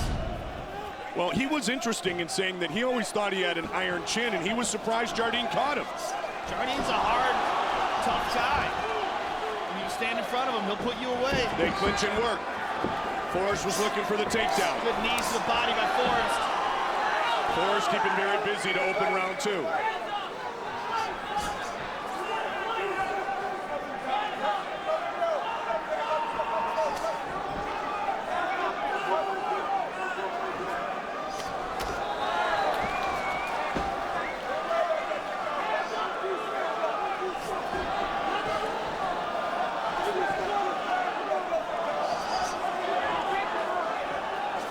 Griffin looking for the high kick.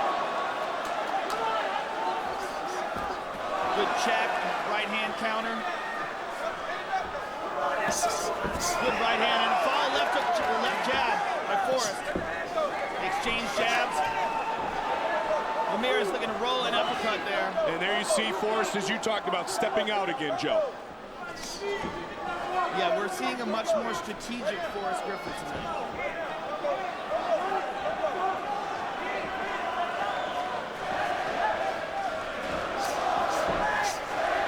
Left, left, right.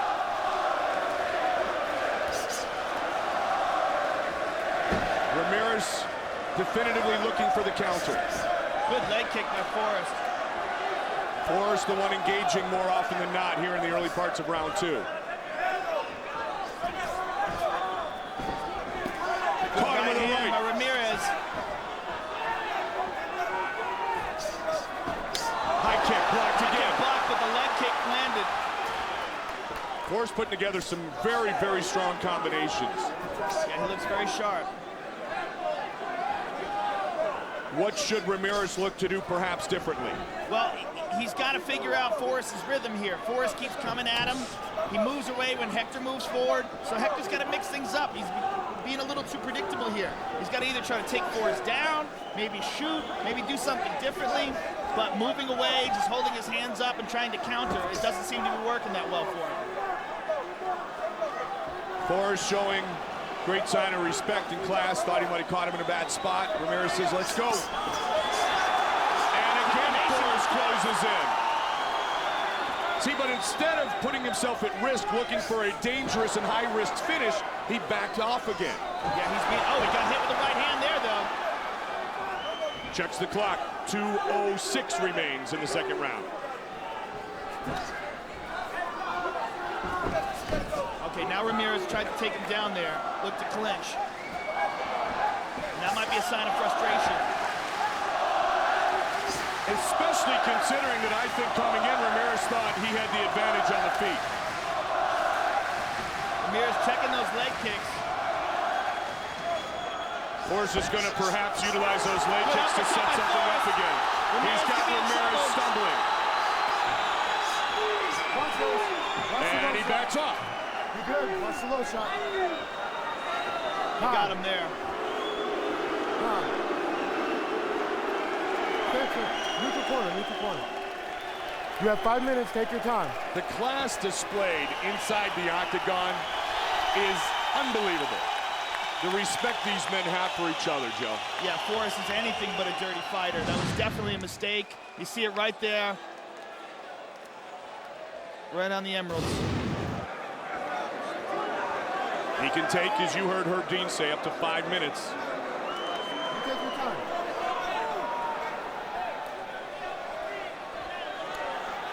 You want to fight? You ready? Ready, ready. Let's fight. Here we go. And this has also been an opportunity for Forrest to recover and relax a little bit and get his energy comes back. Right with the overhand right.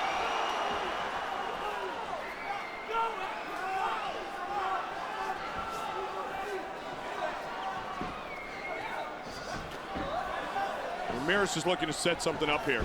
He's got to do something. He's got to do something differently. I guarantee he's going to get an earful from his corner when he gets back. Because he can't win this fight like this. Almost caught the that leg and threw a punch. Forrest is finishing every one of his combinations, Joe. That last one with the leg kick. Looked up at the clock. Under a minute remains in the second round. Left, right. I don't know if I remember Forrest utilizing the leg kicks as much as we've seen tonight. Yeah, he's definitely mixed up his approach more. Good leg kick. Last 2 times almost got the leg caught though. Ramirez wanted an uppercut. Ramirez is very frustrated now. He's when he's coming into attack, he's making it very obvious. And he's lost a lot of his explosion. Breathing deep. Final seconds of the second round. Griffin in control of this fight after 10 minutes.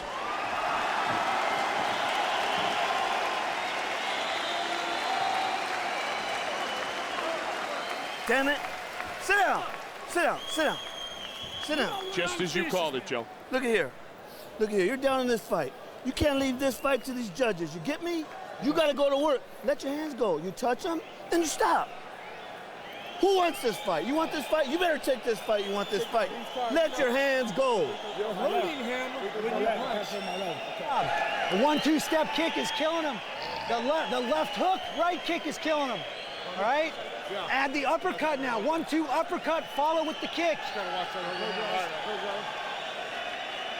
Use those angles. Let's take a look at some of this action. Hector Ramirez has been eating a lot of leg kicks. And I think I heard him say, Joe, I can't feel my leg. Yeah, and Chris Riley was rubbing it there for a second. I think some of those vicious leg kicks by Forrest Griffin have really taken their toll on Hector Ramirez. And Joe, Juanito you've said it many times. Yeah, you said it many times before. Hard to explode off that leg when it's practically numb. Yeah, very difficult. You've seen that with Hector. That's one of the reasons why when he reaches forward to try to attack, it's very obvious. It's because he doesn't have that explosion off that left leg anymore. Forrest has taken that leg out of the game. And very nice foreshadowing. He did indeed get an earful, didn't he? He did, but you know what? I don't know if there's anything he can do about it. He's exhausted. Oh, left hook right there. Well, he's going to at least try. I mean, if he stands right in front of Forrest, he can still bang, but Forrest doesn't seem to want to stand in front of him. Forrest is being very intelligent. Look at here, moves away. Side to side, then gives him an angle and right in front of him. Then Forrest comes to attack right afterwards. Well, you said right before the fight, sometimes a man improves more and learns more after a stunning defeat, and Forrest Griffin was stunned that he was defeated by Jardine. Champions are often defined by their defeats. No they come question. back from their defeats far better than they were before. We've seen that with so many great fighters, with George St. Pierre, with Chuck Liddell, with Matt Hughes. So many of these guys come back from losses and are much better than they were before they lost. Hector's got him down the ground now. Lands a couple of right hands. He had an opportunity right there. Ramirez definitely trying to up his own pace here. But how much does he have left? He's got to know that these last 3 minutes and 55 seconds, there is only hope. He's got to really turn the heat up here. Whatever he's got left, he's got to dump it all out right now.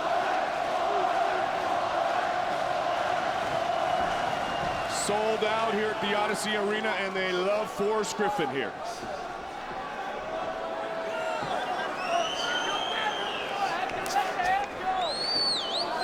Ramirez checked that leg kick.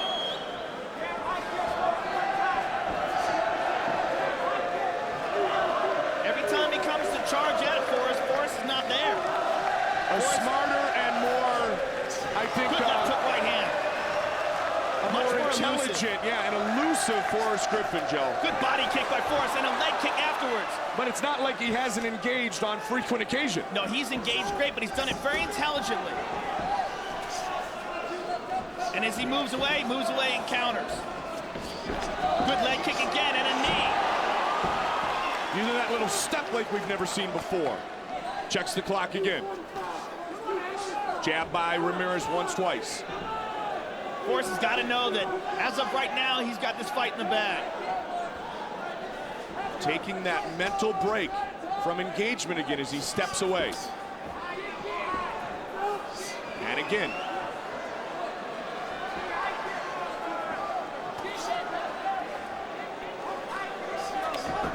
Oh, that's a big one. Yeah, those leg kicks are paying dividends. Ramirez nearly visibly limping on that left leg here in the octagon. Yeah, he's trying to conceal it, but you can see him shift his weight. You know, once the adrenaline goes away, that is going to be a sore man. Griffin with a step again. 2 minutes. Separates Forrest Griffin from a victory here tonight. Body kick, a nice uppercut. Griffin picking apart Hector Ramirez here. Good body kick. Ramirez swings for the bleachers. That's what he needs to do. Just over 90 seconds remains in the fight.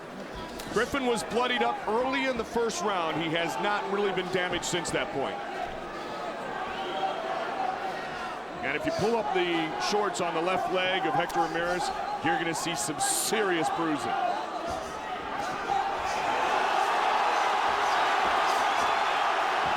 Another flurry, and he steps aside. Jab, jab.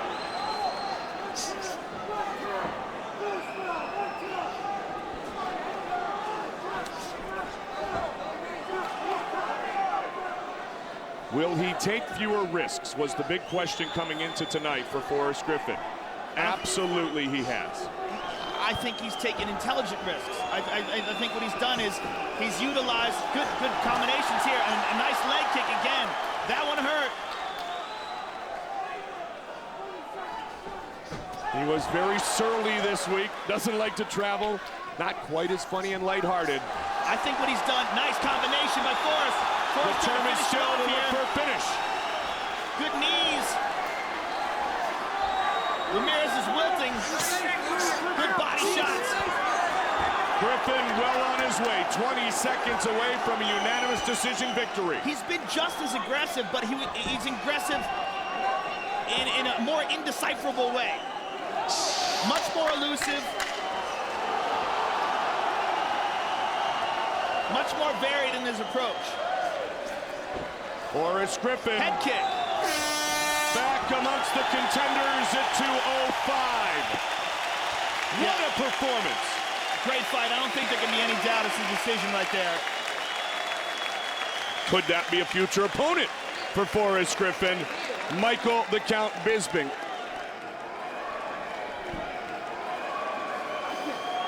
Bruce Buffer has the official decision. Ladies and gentlemen, after 3 rounds of action, we go to the judges' scorecards for decision. All 3 judges scored this contest 30-27, declaring the winner by unanimous decision, Forrest Griffin. How good has it been thus far? And still we have our main event of the evening.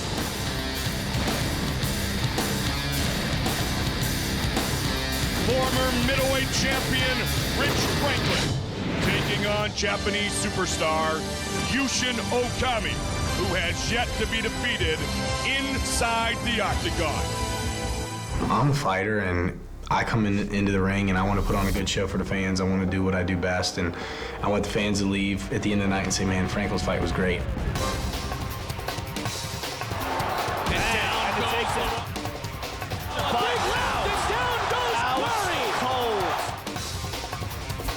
It's over.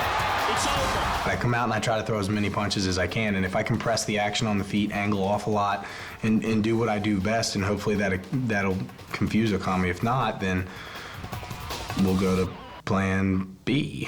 Armbar. Nice. Looking to finish. It is all over. Submission victory by Rich Franklin.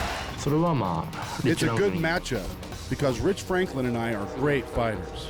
The fight is going to be fantastic. And there's the takedown. Yushin Okami, victorious again here in the UFC. I definitely feel I'm stronger than Rich Franklin. As long as I keep in my head that he's stronger than me, then even if he is, when we get into the ring, I won't be surprised by it. My ground game is different than any other fighter. He doesn't know how good my ground and pound skills are. So he should be aware of that. I'm confident enough in my ground game that I don't think he's just going to sit on top of me landing big shots. Rich Franklin should be afraid of me. I'm going to do my best to knock this guy out because it's first fight in Ireland. I want to put on a good show for the Irish fans.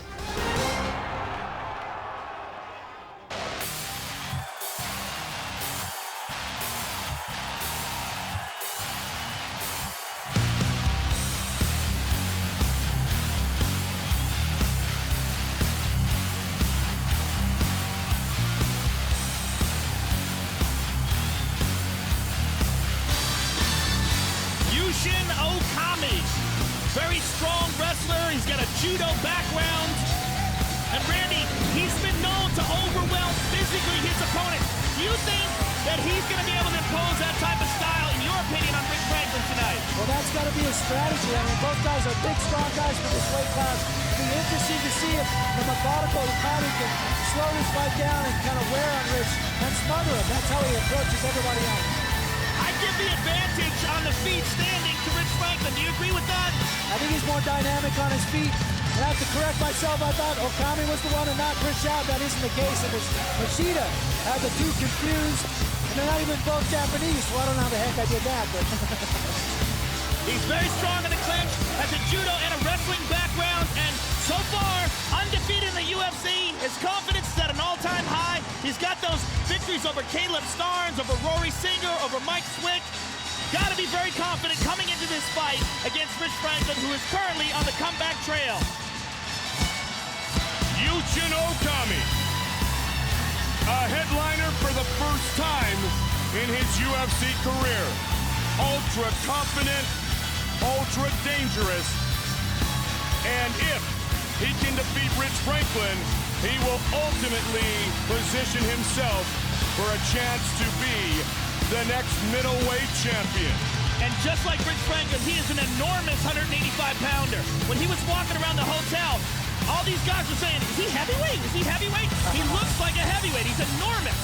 Big, tall guy for 185 pounds. it was a very stark difference when we watched him fight Mike Swick and his size difference. Absolutely. That was the first thing Swick said when he came back to his corner after the first round. He's so strong. And it's exactly what Caleb Starnes said when he went back to his corner after the first round. And exactly what Joe thinks Rich Franklin may not say. Only because Rich has fought at 205. He's a big 185-pound fighter as well. Okami set to take on the former world champion.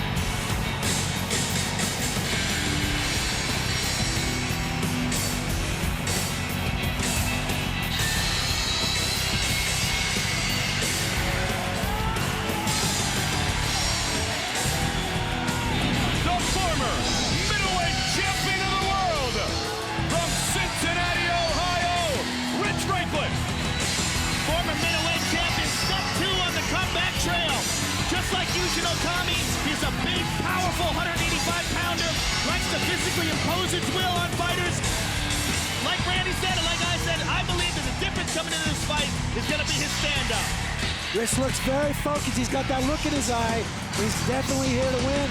And he is very, very dynamic on his feet. Like against Nate Quarry, he found nice angles. He found good ways to land those power shots. And also with David Milazzo, he has got a really good ability to cut guys down, corner them, and impose his will on them. And it's interesting in this fight, training for this fight, he's worked substantially on his ground game, preparing for Yushin Okami, whereas Yushin Okami has worked significantly on his stand-up to prepare for Rich Franklin. Well, Joe and Randy, if you look up and down the list of the 23 wins in Franklin's career, as many of those wins have been by submission as have been by KO or TKO. Against Jorge Rivera, he showed a beautiful far side armbar. He can do everything. He can submit guys on the ground. He can beat them standing up. He's a very, very well-rounded fighter. I think it's an underrated part of his game. A lot of people don't give him credit for being as good on the ground as he is. I spent time with him in Iraq. We rolled with a whole bunch of guys, rolled a little bit with each other. He is very, very good on the ground. Coming from you, that means a lot. Rich is fully prepared to let his hands go tonight. Our tail of the tape for this, our main event of the evening. In the middleweight division, the former champion, the American Rich Franklin, 32 years old, 7 years the elder. The young man from Kanagawa, Japan, Yushin Okami. 2-inch reach advantage for Okami. Both weighed in at 185 pounds, which is 13.2 stone. It is time to get our main event started, and with the official introductions, once again, the veteran voice of the Octagon, Bruce Buffer. Ladies and gentlemen, this is the main event of the evening. Our judges for this contest are Doug Crosby, Chris Lee, and Chris Watts. And when the action begins, our referee in charge of the octagon is Big John McCarthy. And now, live from the Odyssey Arena in Belfast, Northern Ireland, it's time! 3 rounds in the UFC middleweight division. Introducing first, fighting out of the blue corner, a mixed martial artist holding a professional record of 21 wins with 3 losses. He stands 6 feet 2 inches tall, weighing in at 185 pounds, 13.2 stones. Fighting out of Kanagawa, Japan, Yushin Okami! And now introducing his opponent, fighting out of the red corner. This man is a freestyle fighter, holding a professional record of 23 wins with 2 losses. He stands 6 feet 1 inch tall, weighing in at 185 pounds, 13.2 stone. Fighting out of Cincinnati, Ohio, ladies and gentlemen, the former UFC middleweight champion, Rich Ace Franklin!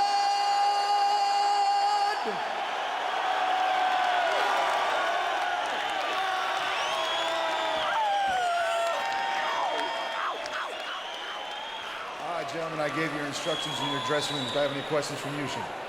Any questions from you, Rich? I want you to fight clean, fight hard, fight fair, touch gloves. Go back to corner, let's get it going. Interesting, I've never seen Rich compete before with his ankles taped. I wonder if he's going to unleash some kicks tonight. It would not surprise us, would it? Neil Rowe is Muay Thai coach. He thinks he has the advantage on the feet. Okami against Franklin, our main event of the evening. Big John McCarthy, our referee. You ready? You ready? Let's get it on, come on! If Rich Franklin wins this fight and Anderson Silva defends against Nate Marquardt, it has already been confirmed by our matchmaker Joe Silva that Franklin will fight in a rematch with Anderson Silva for the middleweight championship. So lots on the line here tonight for the Cincinnati native. I've never seen Rich Franklin in a stare down where he looked like a smaller fighter either. He's usually towering over these guys. Okami is huge. Both guys left-handers, but got to be unusual for both of them. You just don't see 2 lefties face each other that often. I wonder how that went in training. When Mike Swick did open up his hands against Yushin Okami, he had a bit of success. So Rich had to see that on the tape and think he could have equal or greater success. Yeah, Okami spent the majority of the fight with Swick as a one-handed fighter, basically just throwing jabs and looking for the takedowns. See if one of those kicks comes early, Randy. Franklin has 1-punch knockout power, witnessed by his win over Nate Quarry. Interesting, Franklin is actually right-handed. He taught himself to fight as a southpaw because he thought it was more awkward. He taught himself mixed martial arts with Josh Rafferty in a 12-by-15 shed many years ago. I don't know how many holes are in that sheetrock. Yeah, you got that right. Swing and a miss, right? Early portion of our main event. Remember, it's a non-title fight, so it is scheduled for 3 5-minute rounds. It's very difficult to strike against a guy who's not trying to engage. All Okami's doing is throwing jabs and moving away. With that, should Franklin be aware of not chasing Yushin Okami? Well, he's not really the type of guy that chases anybody anyway. He corners them. He moves them around. He gives them angles. He's not the type of guy that goes rushing afterwards, because that's how you get taken down, and that's also how you get caught. He's coming in low under a nice stiff jab and trying to follow with a hook. He's ducking his head a little bit on the jab. It's a little concerning if Yushin sees the pattern. There's good contact there. You can hear that all the way over here.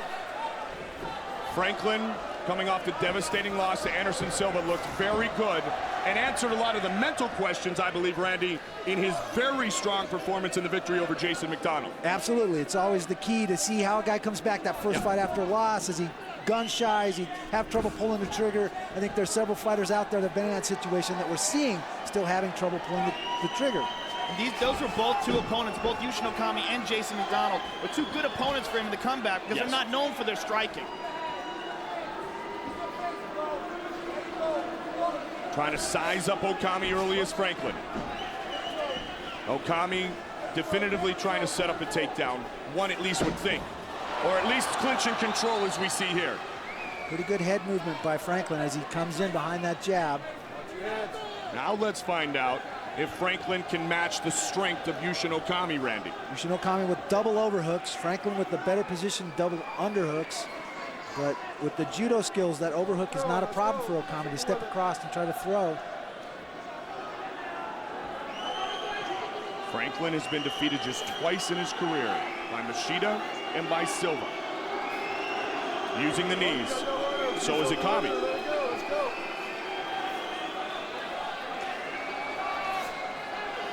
Franklin trying to mix things up a little bit. Stop it right there. Stop it. Let's go. And McCarthy will separate him. We got to fight. Let's fight.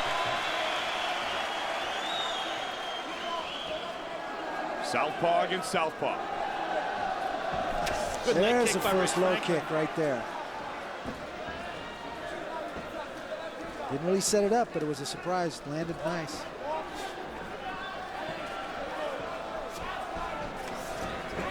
Franklin's a good striker, but he's got an awkward style. They're wide, like looping punches, and it seems like he throws punches with his arms.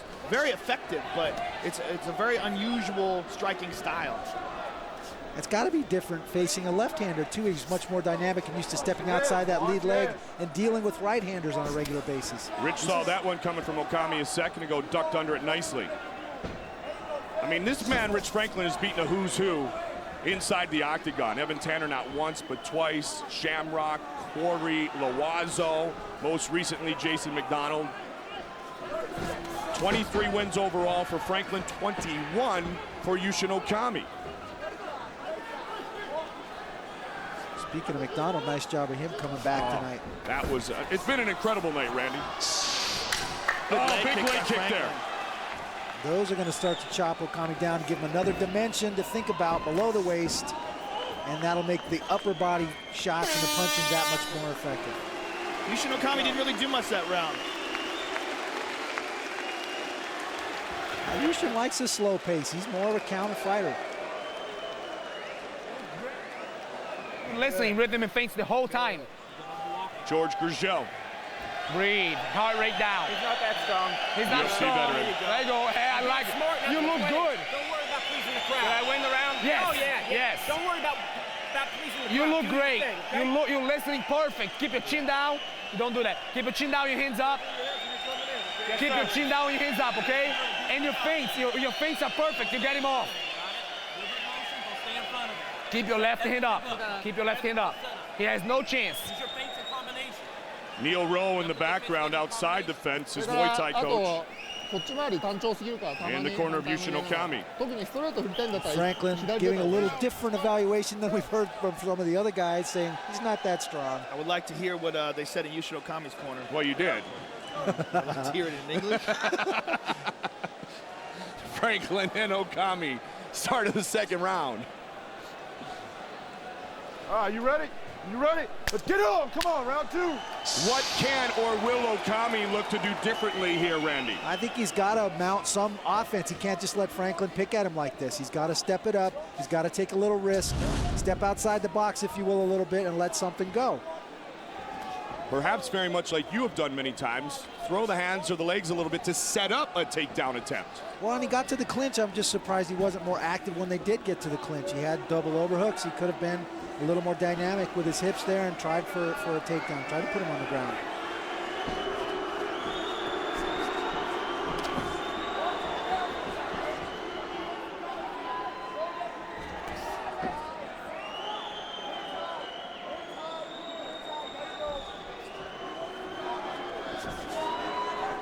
Rich Franklin landed a nice leg kick there. Nice double pump on the jab. That second jab landed stiff in Okami's face. So if Franklin wins here tonight, he won't have to wait very long to find out if his rematch is forthcoming, because Silva looks to defend in just a couple of weeks.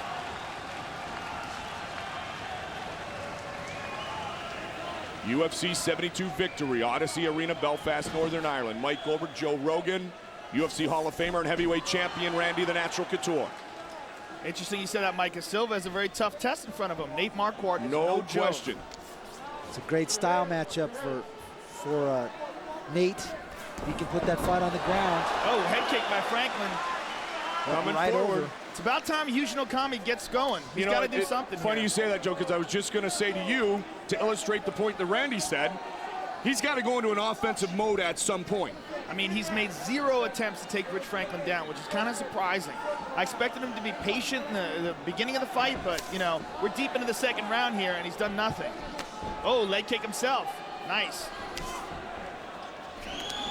Franklin with that looping right a moment ago. Guys bumped heads a little bit there. Doesn't look like either guy got cut. Oh, there he goes. Ducked under. Nice underhook and recovery by Rich Franklin, circling his underhook now. It'll be hard for Okami to take him down from there. It'll take something pretty dynamic. Good Rich job with by the Rich. double underhooks. Controlling that clinch position from the double underhooks. When the guy on the inside generally has a better position with his hips and control. Well, we've seen before, we've seen a lot of Rich Franklin, obviously, but on UFC All Access, we saw the weightlifting routine, the hour of non-stop strength building and conditioning that Franklin utilizes. And so far, he has been able to match the strength of Yushin Okami, which has not been the case for many of Okami's opponents. Yeah, Rich is every bit as big as Okami. You look at him chest to chest. Okami's. So both times Okami's gotten at least to what you think would be a better position. The fight is stalled and McCarthy's broken him up. Okami needs to stay busier there. He's got to be more dynamic. Okami's a taller fighter, but Rich definitely seems to be thicker. Franklin's weight cut was successful. He was not nearly as grumpy as he usually is prior to the weigh-ins. It's amazing, though, how different he looks yesterday and today. Oh. Freeze-dried food. Pretty much. Water. And Okami's always lean looking. Franklin moving forward again. Final 90 seconds of the second round. Been a great card here tonight, Belfast, Northern Ireland. Good head movement by Franklin. A little more aggressive, yep. Coming in. Okami's letting him control the tempo and pace of this fight. Oh, caught him with a right. Okami caught him with a bit of a right as the kick landed from Rich Franklin's left leg. Franklin body shot. I'm very curious to see what Okami thinks he's going to do to win this fight. He made one attempt at a takedown, or at least at a clinch. Lands a very light head kick there, but he's done nothing since then. Maybe he's trying to counter. Well, he countered the kick with maybe the first point he even scored a second ago, Joe, but as you mentioned, it may be the only one. Franklin has been the initiator. Okami's letting him get off. He's just letting him get off and control this. Rich pushing forward again. And really, even when Rich brings the action, he's not countering that well. He's not bringing anything back offensively. And as you mentioned very early in the fight, Joe, it is difficult to engage against an opponent who is not willing to exchange. Yeah, all Okami is doing basically is countering. Oh, the exchange there. Nice left hand by Franklin. Second round. Okami's got to do something drastic. I think Rich hurt his left hand with that punch. He's broken his hand. What makes you say that, Randy? Because he looked down and wiggled his thumb when they were walking back to his corner. Yes, you won that round. Don't get greedy. Here's the left hand. Yeah, it looked like he landed it with his thumb. Let's look at that again from this angle. Watch how he lands it. Yeah, it was the thumb right on the side of the head. If we could see it afterwards, see him shake his hand. Yeah, he landed like almost like a Rich hand. Posture and follow his hips. You watch when he walks back to his corner. He looks down and shakes his hand just a little bit. Yeah, that was an awkward punch. He's got nothing in the for you. Lawazo Your fight, rhythms are disturbing Franklin him. broke his right hand in the second round. I remember like it was yesterday, George Gurgel saying, hey, don't worry about it. It'll numb up. Work. And it did. Yes, and he ended up winning. And that was a 5-round fight. Don't get greedy. Don't get greedy. Let's go. If you get double unders, take him down. Follow the hips. Beautiful. You are winning. Don't get greedy. Don't get greedy. Yep, extremely well-educated young man, a role model for all, Rich Franklin. Owner of 2 4-year degrees and a master's in education. You ready? He's a full-time mixed martial artist and one of the best in the world now. Okami was looking for an explosion. Trying to do a flying knee. Yep, a smile to the face of Rich Franklin. Okami knows he's got to do something drastic. He's down 2 rounds. He's got to finish this fight.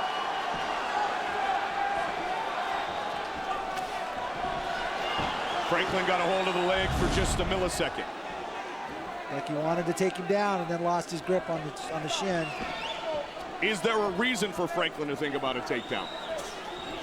Not other than he just caught his leg, and it's a good opportunity to sweep the other leg and knock him down. Looks good, it scores good. But he's winning the stand-up battles. No reason for him to put this fight on the ground. Okami's definitely stepped up the pace, but good body shot by Franklin. Well, that was a left hand, didn't seem to bother him any there. Body kick. Main event of UFC 72 here.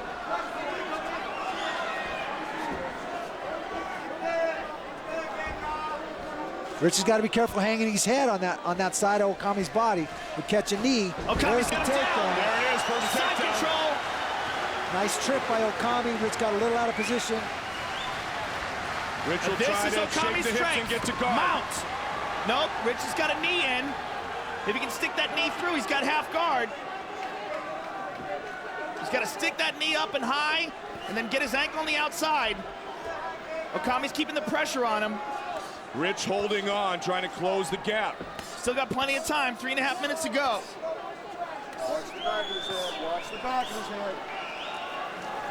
Full mount, full mount. For Yushin Okami. Franklin's got to get busy here. You don't want to lay around under here. Not with 3 minutes left in a round. Ton of time remaining in the fight.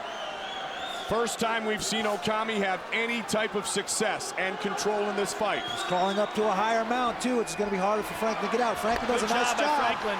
Elbow escape. Okami stays on him, though. Franklin looking to get to a better position, having a tough time. He's still got one knee inside. If Okami can get his right leg over the top of Franklin's knee, he'll get mount again. Franklin's doing a real good job of keeping that leg on it.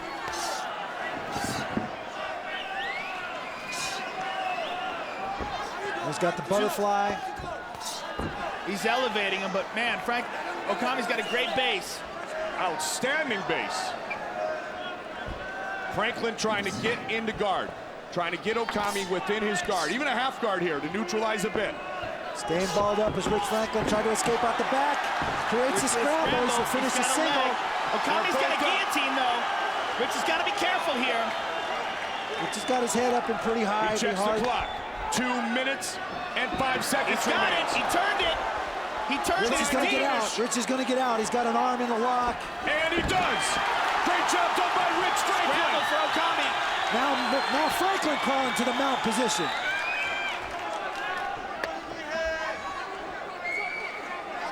That was a nervous 2 minutes for all the fans around the world of Rich Franklin. Nice job with the butterfly guard for Rich.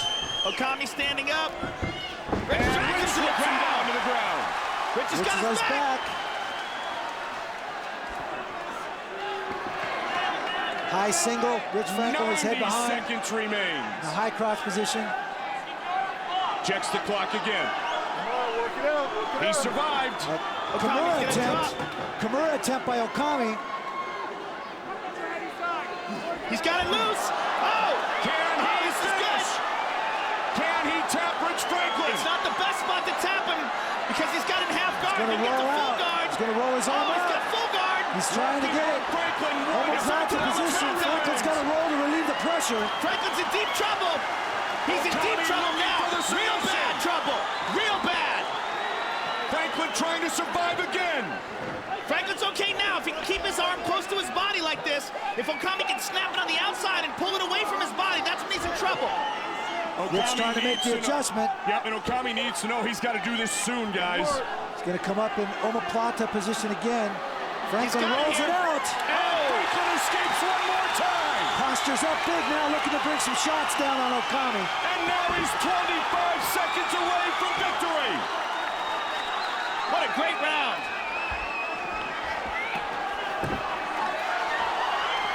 Franklin doing a nice job on top. Half guard position, trying to clear and posture up. 10 seconds remains. Okami had a few chances in the third and final round. But Franklin survived. Wow, great round. A great finish to the fight. Nothing to be ashamed of. But we saw a glimpse of how dangerous Yushin Okami is, Randy. Absolutely. It seemed like just a little too little, a little too late. Eddie Bravo, your thoughts on our main event? Well, finally, Okami took it to Franklin. He didn't do that in the first 2 rounds, so Franklin barely won the first 2 rounds. Not much happening. He out-hustled Okami. Okami finally got the takedown. Had him in the mount. Had him in a guillotine for a second. Almost had that Kimura. He definitely won the 3rd round, but too little, too late. Rich Franklin, 29-28. Eddie, thank you very much. And Okami earning the 3rd round in Eddie's books. But the first 2 rounds were undeniably rounds that belonged to Rich Franklin. You agree, Randy? Yeah, absolutely. Okami let Rich take those rounds. He let him control the tempo of the fight. Rich brought all the action in the fight. Okami did very little. How close was Okami to finishing this fight, working on the submission against Franklin in the 3rd round? Very, very close. Watch the arm pop out. Beautiful Kimura here. 2 of Okami's hands on one of Rich's. You can see how far it's bending. Rich just showing a lot of power not to have to tap here. Eventually he rolls to alleviate the pressure because that arm is tweaked. And the escape. Here he'll pull it out again, trying to get to omoplata position, isolate the arm, and Rich rolls it. That's some power. Rich is going to give his Brazilian Jiu-Jitsu coach, George Gurgel, a big hug, if indeed he reigns supreme here. Bruce Buffer has the official decision. Ladies and gentlemen, after 3 rounds, we go to the judges' scorecards for decision. All 3 judges score this contest 29-28, declaring the winner by unanimous decision, Rich Ace Franklin!